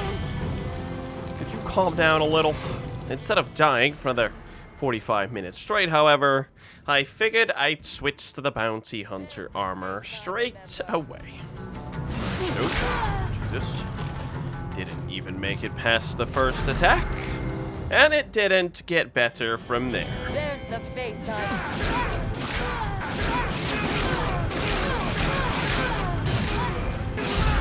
Oh my god! I did it. Twice. But unfortunately, that high was short-lived. Oh, Jesus. Fine. We're fine, alright? Can confirm, we are not fine. I repeat, we are not fine. So, that armor was not the play. Not this time. But, after switching back to the Onryo's armor, I defeated the guy pretty much straight away. Whoa! Someone's a Luck Commando pro? I did say pretty much. Ooh, this is it, boys. This is it! You are done. Crawl. That's right.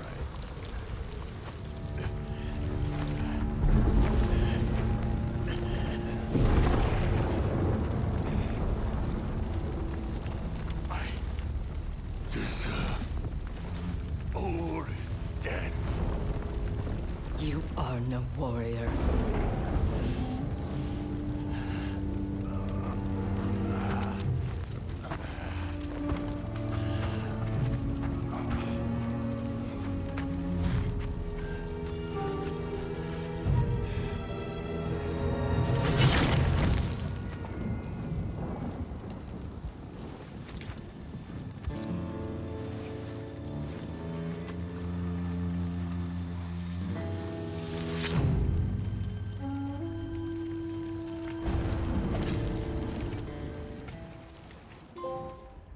The Oni. 3 down, 3 more to go. And Jubei wanted to help out with those too. After reporting back to his clan, that is. Which worked out perfectly because there was a little something I still hadn't done. Remember that riddle we found on one of Saito's goons back at Hubei's place? That turned out to be the passcode to get into one of Saito's training grounds. Now, at first the guy at the gate was more than happy to recruit me, of course, but then he realized who he was talking to. So he had to die, and he wasn't the only one. And guess what? The man himself was here as well. And all I had to do to get to him was quietly sneak past his goons. Hello, boys! Oh, right in the neck.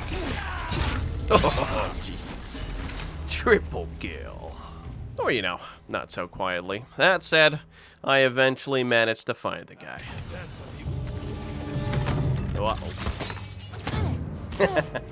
As you can see, that didn't go entirely according to plan, but seeing as he recognized the sword, and by extension Atsu, we got another shot at beating him because he wanted to see what we'd learned so far. And well, I'd learned some new tricks. This is not a fair fight. But of course, just as things were looking up, Fates decided to step in.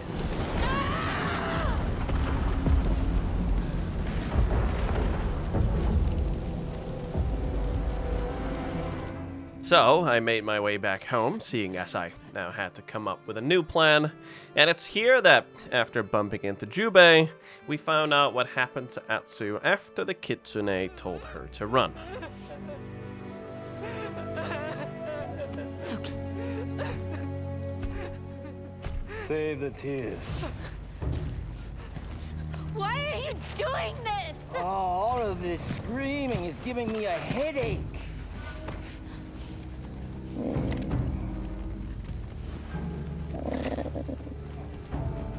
Let's get it over with.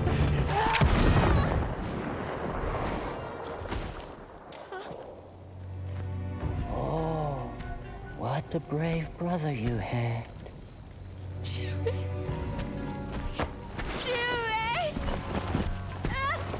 And off to the tree I went. A little while later, Jubei started talking about family, which ended with him saying, "There's something I've been meaning to tell you." But before he could tell me whatever that was, Oyuki showed up, which wouldn't have been a bad thing if she hadn't said, "You grew up," because naturally the guy was confused, saying he would have remembered her if they met, and that is when she dropped this bombshell. You knew me as the kitsune. Which rightfully pissed him off. A lot. You were willing to sacrifice anything, and everyone to kill the Oni. How has this woman, who murdered our parents, earned the Ondio's mercy? She saved my life. That's not enough. Jubei. After this little altercation, Oyuki told him that although she can't bring back our parents, she can give him information. Apparently, Saito and his sons are gathering forces near Oshima Coast. And what's in Oshima Coast, you say? Castle Matsumae, Jubei's home. We'll come with you. No. It's hard enough for me to defend you to my clan. I will not defend her. But did I listen to that request? Of course not.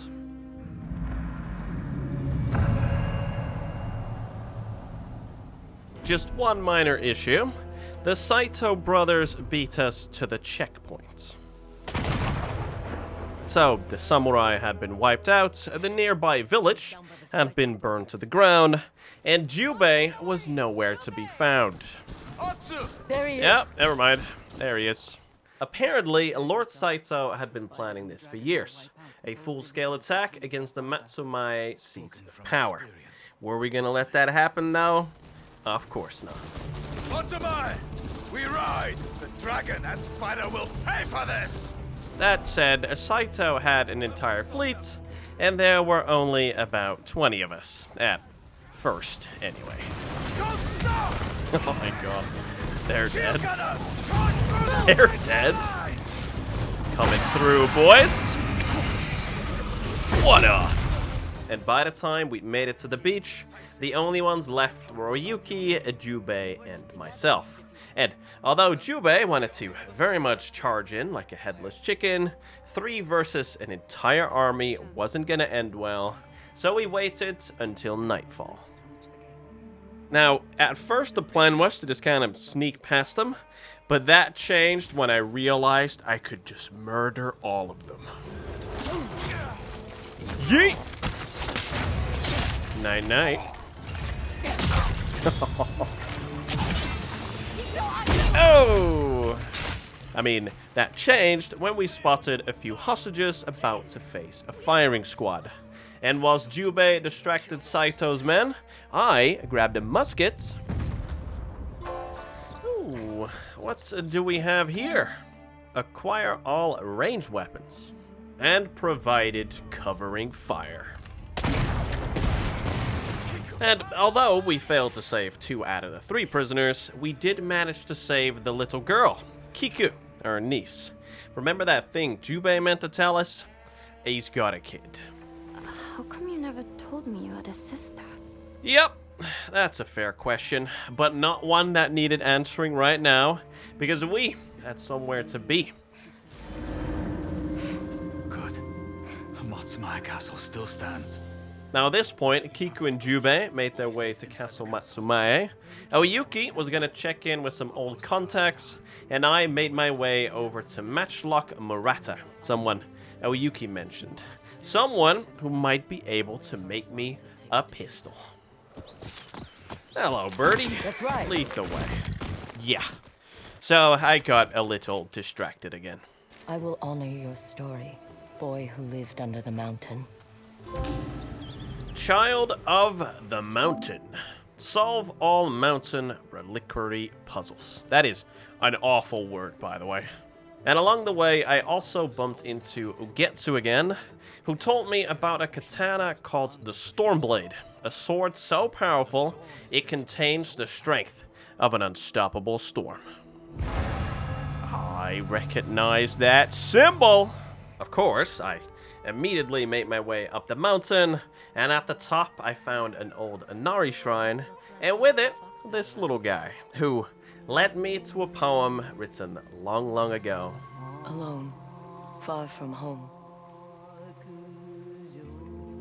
Old friends, never forgotten. Cherished sacrifice. Oh, I love it. Whoever wrote this was in pain, but proud. And afterwards, a place called the Lost Shinobi Den, where I found an old iron hook, a saddle, Jin's old helmet, and finally, his sword. But unfortunately, I wasn't the only one looking for it. I think I'll have it. Goodbye to you. Goodbye to you. Lucky for me, though, the fox seemed to know where the last Ninetail had gone. This place. Home of the first Shinobi. Beautiful. Look at this. So this is where Jin ended up, eh? And inside, I found some relics from the past. Burned adoption papers for Clan Shimura, an old flute, a dagger with the name Yuna etched into the blade, and cute little kitty drawings on the wall. It would appear that Jin and Yuna really did sail somewhere quiet after all. And I don't care what you've got to say about it, I'm gonna consider that to be the canon ending, because I love it. Anyway, let's go get that sword back. The man who owned this sword was the first shinobi. He was unstoppable. Now, I'll be unstoppable too. Oh no! You dropped your sword, buddy! It's already over. Bye-bye. It would appear he was in fact not unstoppable. From one ghost to another. Oh my god, it's the Dance of Wrath. Let's go. Oh, and they dropped their weapon? Now, of course, Atsu didn't recognize the symbol on the blade, twin mountains in a circle, but Ugetsu did. Turns out the Stormblade was part of a tale outlawed by an old shogun hundreds of years ago. Long ago, the Mongol horde set its eyes upon a small Japanese island. Although greatly outnumbered, a band of brave samurai rode out to face their invaders. The samurai were annihilated, but one fallen warrior rose from the ashes and single-handedly pushed back the Mongols, armed with his katana, the Stormblade. He cast aside the way of the samurai and adopted what we now call the way of the shinobi. With the Stormblade in hand and the howling winds at his back, the warrior defeated the Mongols and freed his home. But he also broke the very code that forged him, making him a wanted man by his own people. The samurai, who was no longer a samurai, had no choice but to flee his home, never to be seen again. No one knows where he went. However, some say he spent his final days here in Ezo. And to top off the greatest mythic tale in the game, you can even snag Jin's ghost mask right from his grave. Which I did, because although his story is over, the legend lives on. When I finally arrived at Murata's place, the guy wasn't doing too well.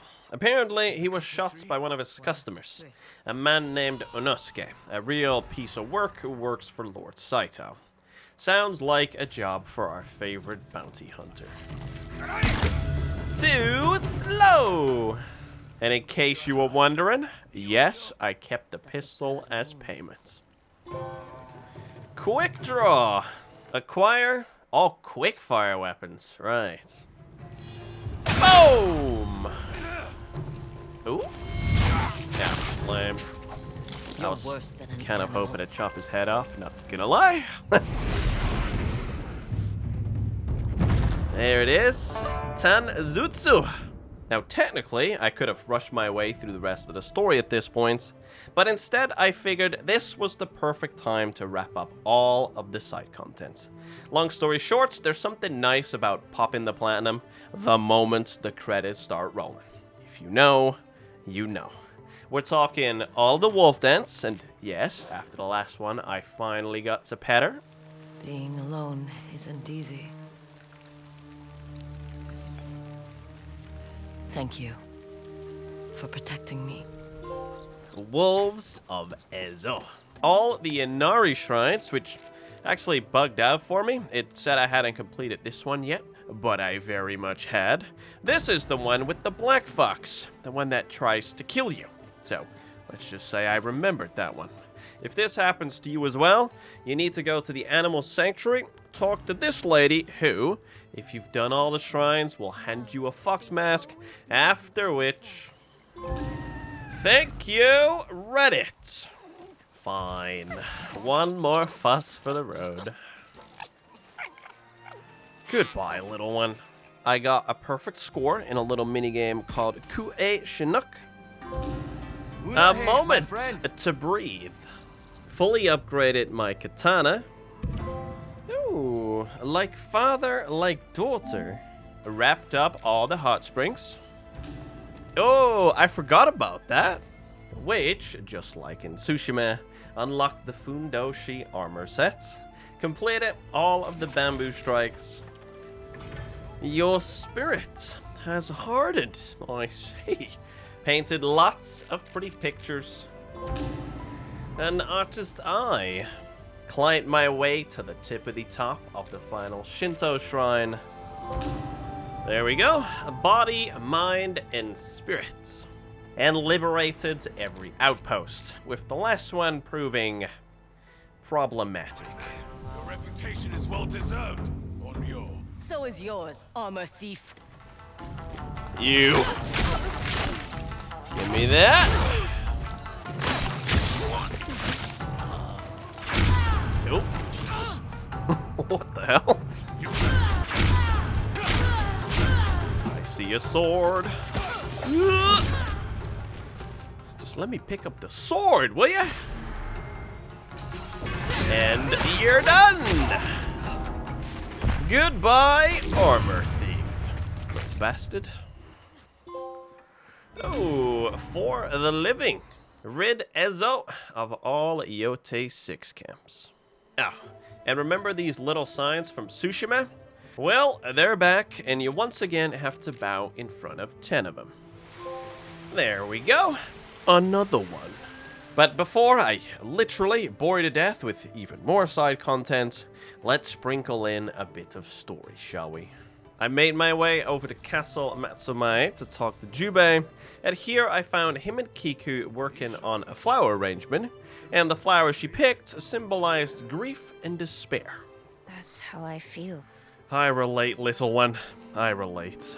Apparently, though, we were in need of some more positive vibes, so whilst Jubei went to talk to Commander Wada, I helped Kiku pick some new flowers.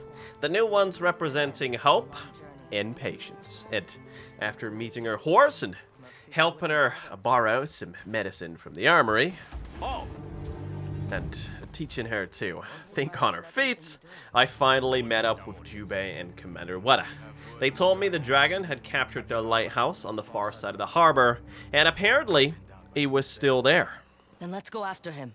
So we made our way over there, surveyed the camp, and after we spotted the man himself, bullying some samurai, we attacked. I spy with my eye. A spear. You die. The plan was simple. Jubei and the Matsumae would take care of Saito's men, whilst I went after the dragon. Easier said than done, though, because the moment they realized what was going on, the ships got involved and the dragon started running. Dragon! I'm coming for you! Time to die. And although I managed to catch up with him, things didn't go according to plan. You're still the weak little girl you always were. Saved by the plot armor. Lucky guy. On the plus side, there are 2 Saito brothers, and since the prodigal son managed to get away, we decided to focus on the spider instead. And lucky for us, Oyuki knew exactly where to find him. See, during the invasion, the spider seized a number of samurai holdings, and he's turned one of them, the once great Tamura estate, into his own personal brothel/opium den. And apparently, he's putting on a bit of a show tonight. There was just one small problem. The place was huge and swarming with guards. I can help. Oh, I guess that takes care of that one. As it turned out, Kiku used to spend a lot of time here, so she knew exactly how to get us inside. And once we were in, things got even easier, since the performer was more than happy to help, because the guy had brutally beaten the woman who worked there before. This is also where we learned tonight's performance was the Knights of the Burning Tree, and apparently, all we needed to get close to the guy was world's coolest mask. That's perfect.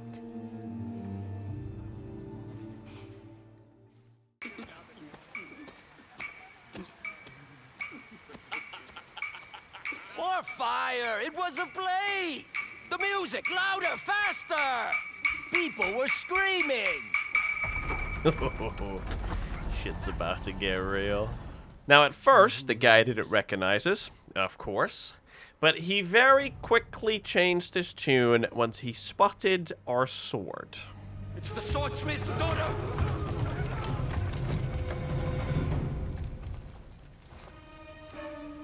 The Knight of the Burning Tree deserves a new ending. Oh, yes, it does. Oh, you have acquired ghost dance. They don't know it yet, but it's already over. I'm sorry, buddy. And this was followed by a 5-minute long bloodbath until the spider was all alone. Help me! Poor guy, all alone. Nobody left to save him. But lucky for him, he gets to live another day. Because we're going to use him as bait to lure out his brother. The spider is ours. Wrath of the Unrivalled. That is probably the closest we're going to get to the Ghost of Yotei. Now, of course, Jubei was not happy at all, saying that every time we get close to a member of the Yotei 6, it's like he doesn't recognize us. And Oyuki followed that up with, the Unrivalled will not bring you peace. Apparently, we were supposed to quietly capture the guy, not go on a rampage. Honest mistake.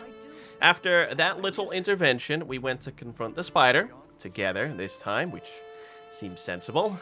But instead of finding him alone, we found him talking to Kiku, who was asking him questions about killing people. Kiku, stop it! Get away from him! Which was followed by the guy taunting us, knowing damn well him still breathing had quite the hold on us.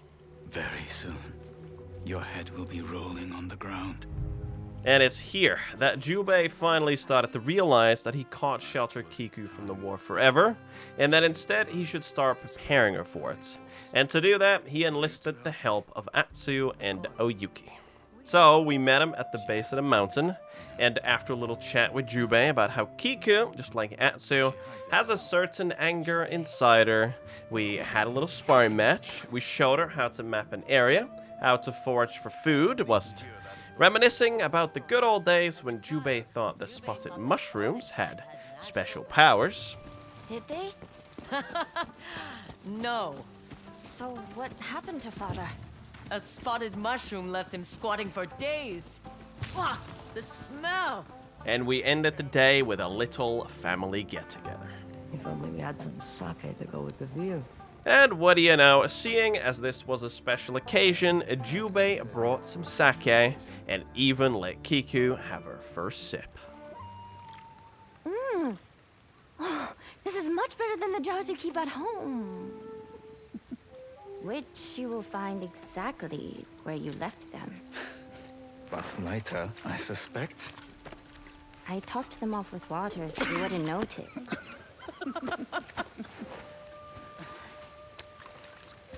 You have to be impressed. At her age, we just buried the bottle. It's good for a woman to have a strong constitution. A woman. More, please. But unfortunately, the next morning, with the spider's execution right around the corner, it was time to head back to Castle Matsumae.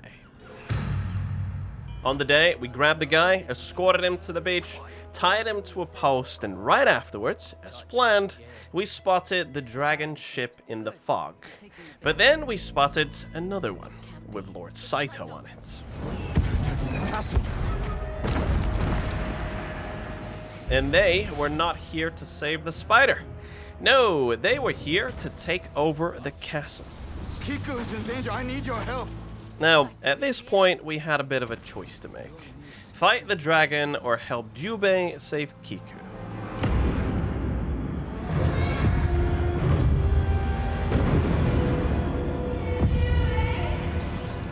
Bet you can't guess which one Atsu went with. Not the most enjoyable fight, by the way.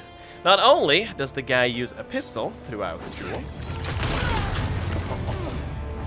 Really? You can't just shoot me. He also freed his brother, who then proceeded to kind of third-party the fight the entire goddamn time. Aim true, brother. Well, there goes my resolve. Their own destruction. And there goes the rest of it. And don't even get me started on the damn bombs. Gotta go, gotta go! Really? That's when you shoot me? I know. Fun. That said, this shit was an absolute kick.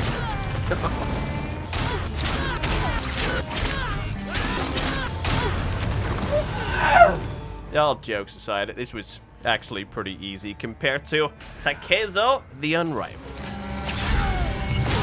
Oh, this is the one. Oh, this is the one! Thank fuck for that. That was AIDS.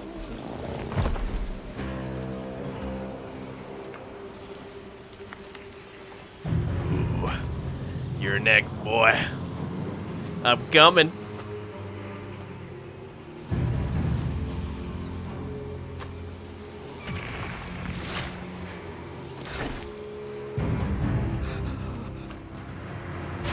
Your brother's spider. The dragon is no more. Now, at first, I went straight after the spider, but then Atsu remembered, hold on, wait a second, I have a family. And things weren't looking good.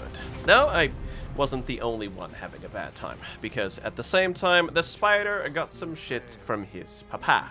He got called a failure, told he deserved nothing more than to get cut down by the Unryo, and then, after telling him to bury his brother, he ended it with this.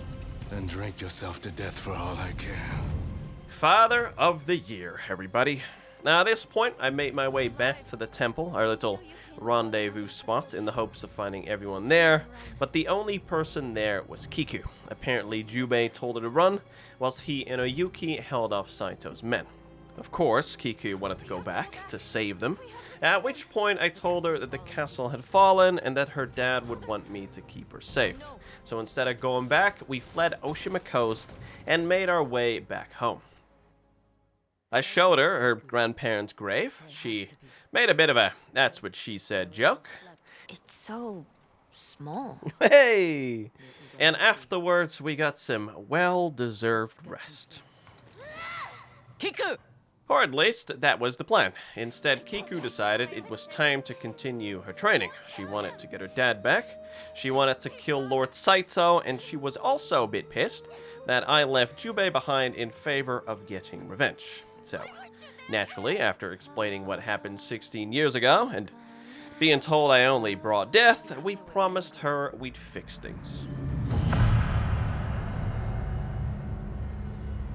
So, I made my way over to Hanbei, hoping he could point me in the right direction, and after hearing what happened, he told me Saito's greatest weakness, revenge. The man cannot let go of any personal slights. That's why he killed our father, and that's why he chopped off Hanbei's arm, and that's why he risked his precious war with the Matsumae just to hunt us down. After that, we started talking about the spider, since I had no idea where to even begin looking, so Hanbei asked me, if your brother died, what would you do? Jubei.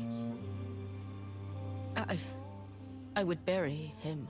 And, coincidentally, when we tied him up to that pole, he told us where to find his clan's burial grounds. Come to cross another name off your list? Here I learned that Jubei and Oyuki were probably still alive. The spider had told his father to cut off their heads and leave them for me to find, but of course, his dad never listened to him. This is also where we found out Saito had another child, a daughter, Fumi, who starved to death after Papa Atsu abandoned them. I guess that's where all of this started. I told him I'd spare his life if he told me where Jubei and Oyuki were, but he wasn't about to help me save our brother after we just killed his. They can never just make this easy, can they? So instead, I chased them up the mountain, which resulted in another duel to the death. A surprisingly difficult one. I just want my family back! Oh, and God. I want my brother back! But you make sure that will never happen! Oh, God. Yeah, someone learned to do tricks, alright? Jesus.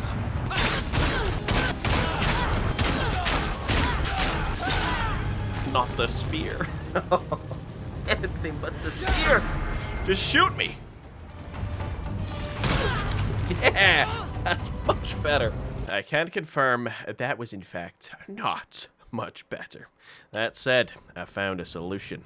The Bounty Hunter armor. I wasn't ready yet. Hold on. We're having fun. We're having fun.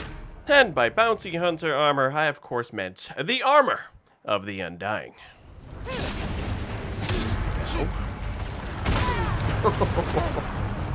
I'm so sick of that pistol. And although it still wasn't easy, clearly, it was a whole lot easier. Time to die. Whew! I did it. At last. He told us to end it, to avenge our family. But that killing blow never came. Nonetheless, we crossed this name off the sash, stating we have a new family now, something else to live for other than revenge. After which he told us his father is keeping them prisoner and that he'd take us to them. You would betray your father? He abandoned me.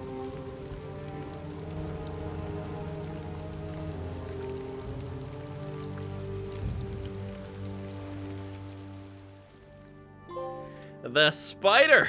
Only one more to go. I told Kiku that her father and Oyuki were still alive, and that I would bring them back soon. Which I did, but not just yet. Because there were two more things I had to take care of first. A little while ago, I spoke to Genji, the armorer, who was in need of some assistance. Apparently, he developed a new set of armor, one designed to counter Clan Saito's guns. That said, he'd been bragging about it a little too loudly, and now Saito's men were hunting it down. The armor was hidden in a tea house. Only problem, the place was crawling with soldiers, which technically wouldn't have been much of a problem, but let's pretend that it was. Genji had a plan though. One that involved me hiding in a barrel while he pretended to switch sides. That is a terrible plan. Too late. Genji! And I think we both know what happened next. Hello, boys! Your worst nightmare has arrived. As you can see, I took out all the goons, freed Genji, and after that, we looked around for the armor. I found the armor. We found it for all occasions. Acquire all armor, at last. And when wearing this one, you can literally block bullets. Of course you can. Alright, my turn. That's got to be the best attack. And second, wrapping up all the bounties. Now, most of them are pretty straightforward. Go here, kill this person. But a few of them turned out a little different. I helped the last brother, the final survivor of 4, fake his own death. Long story short, they pissed off the dragon. Of course, I still planned to cash in the bounty. I mean, I had to make it look convincing. And whilst doing so, I spotted something interesting. A bounty poster for Kojiro, the bounty broker himself.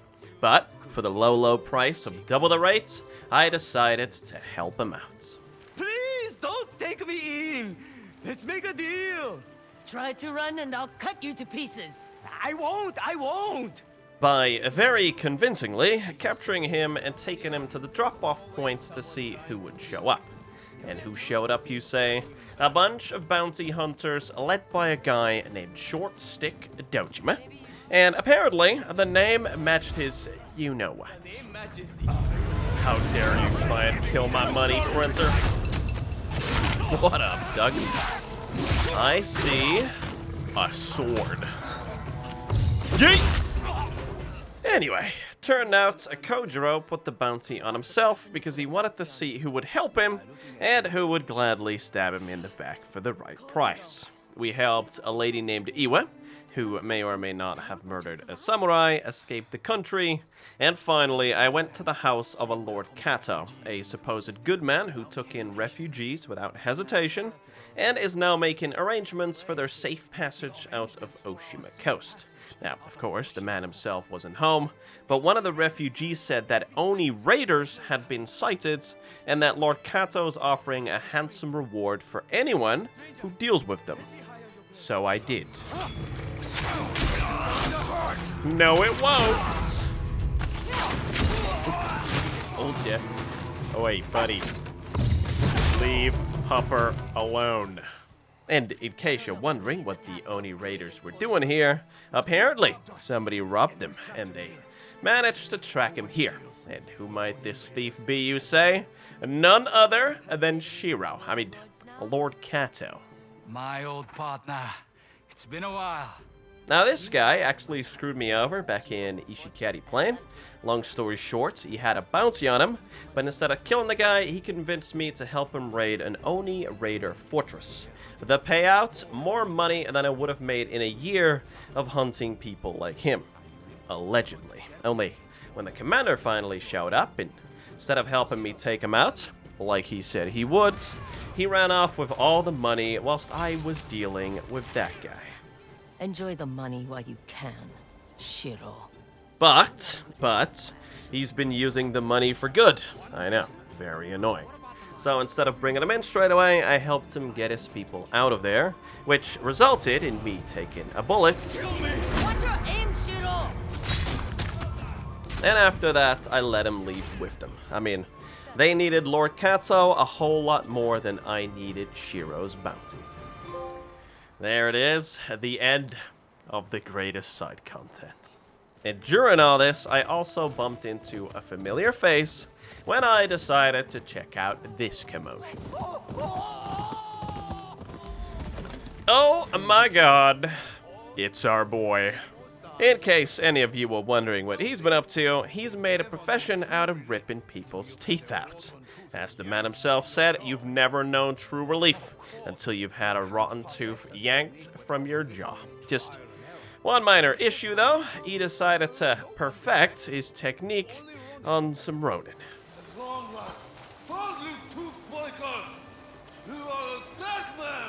But don't worry, I wasn't about to let everyone's favorite character die.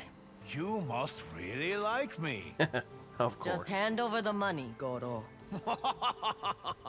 Alright, let's go save Numpty and Dumpty. And seeing as Lord Saito had been hiding way up in the clouds, we had a bit of a climb ahead of us. Now, at first I was taking things slow, trying not to make above you too much noise. But then I noticed that Jubei was up next on the chopping block, so it was time to speed things up. Too slow, bitches! Oh! And I'm afraid I'm not done yet.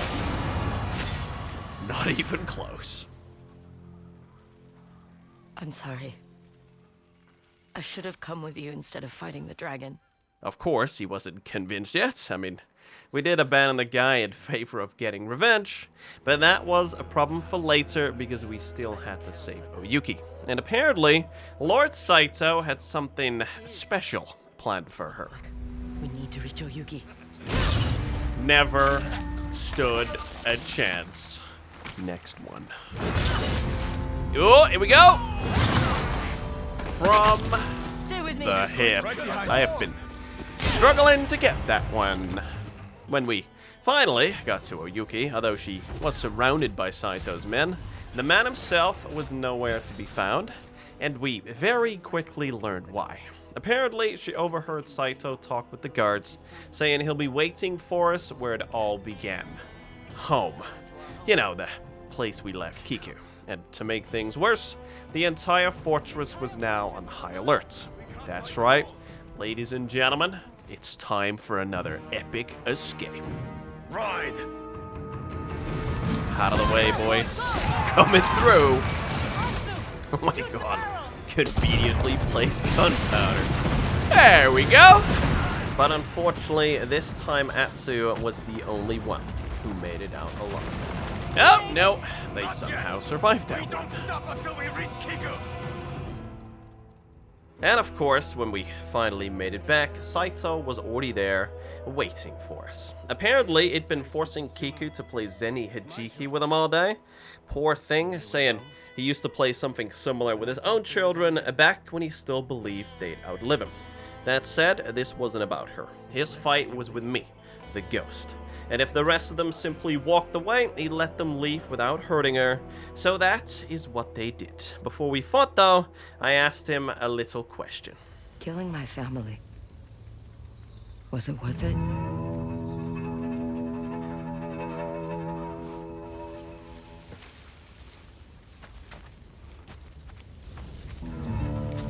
Your father betrayed me. Creatures such as you and I cannot resist the call of revenge.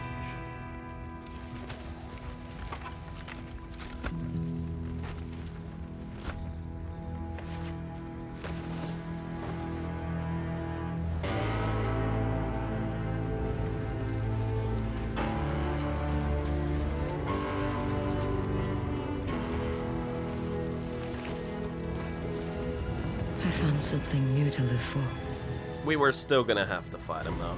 And at first, things were going great. But then he hit me with this nonsense. Oh my god.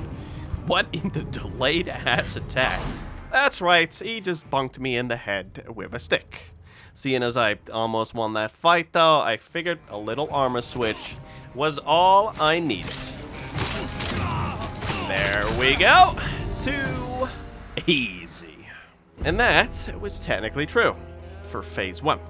You see, the man had some special tricks up his sleeve for phase 2. I see someone's a luck commando pro. Jubei. Oyuki is with Kiko. I will hold him off. And although Jubei came to the rescue, that twin power was short-lived. Your loyalty to each other only gives you something to lose. Is this what I think it is? Oh, this is definitely what I think it is. Oh!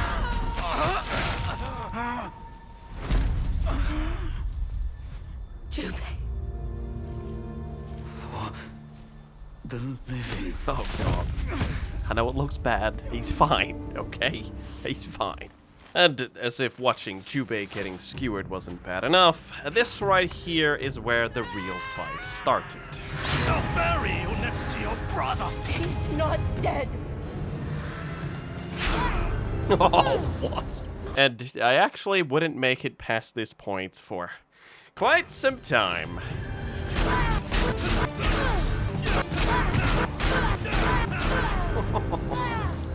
It is so difficult to time it when he just fucking yeets over here. I kid you not, this was almost as bad as fighting Takezo. That said, I slowly got the hang of his moveset. You are not alone, Atsu. Oh no, I pressed the button. But why? And although I might have choked once, oh my god, let it be the one.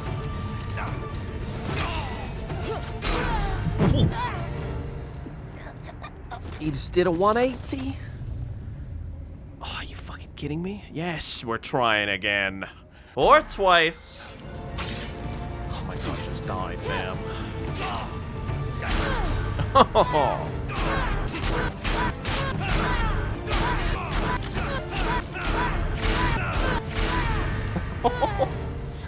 Oh my god, it's a slither. This old man refuses to fucking die. Again! Or, you know, 63 times, I eventually got the fucker.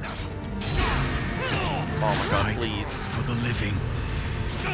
Special attack? Oh, this is it. Oh, thank fuck for that. That was horrible! Oh, my turn now. No! You are alone. Nah. Come, little wolf. But unfortunately, he wasn't the only one dying a slow and miserable death.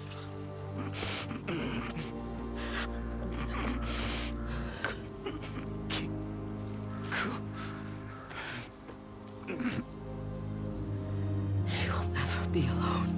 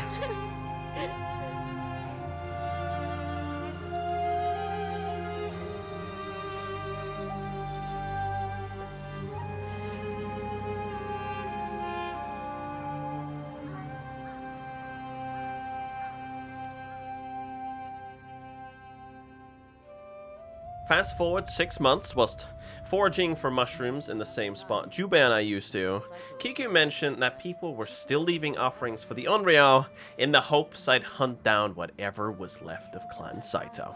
And although that sounded like a great idea to me, back home whilst Oyuki was teaching Kiku the shamisen, and I was laying down a Kiku flower at Jubei's grave, an old friend decided to make an appearance.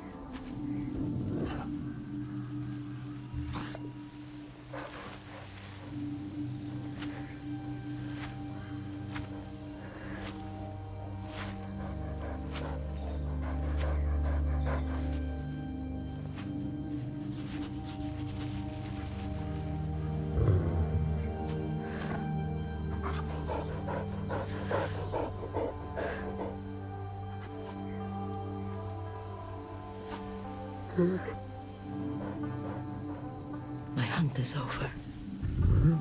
I guess someone else would have to finish the job.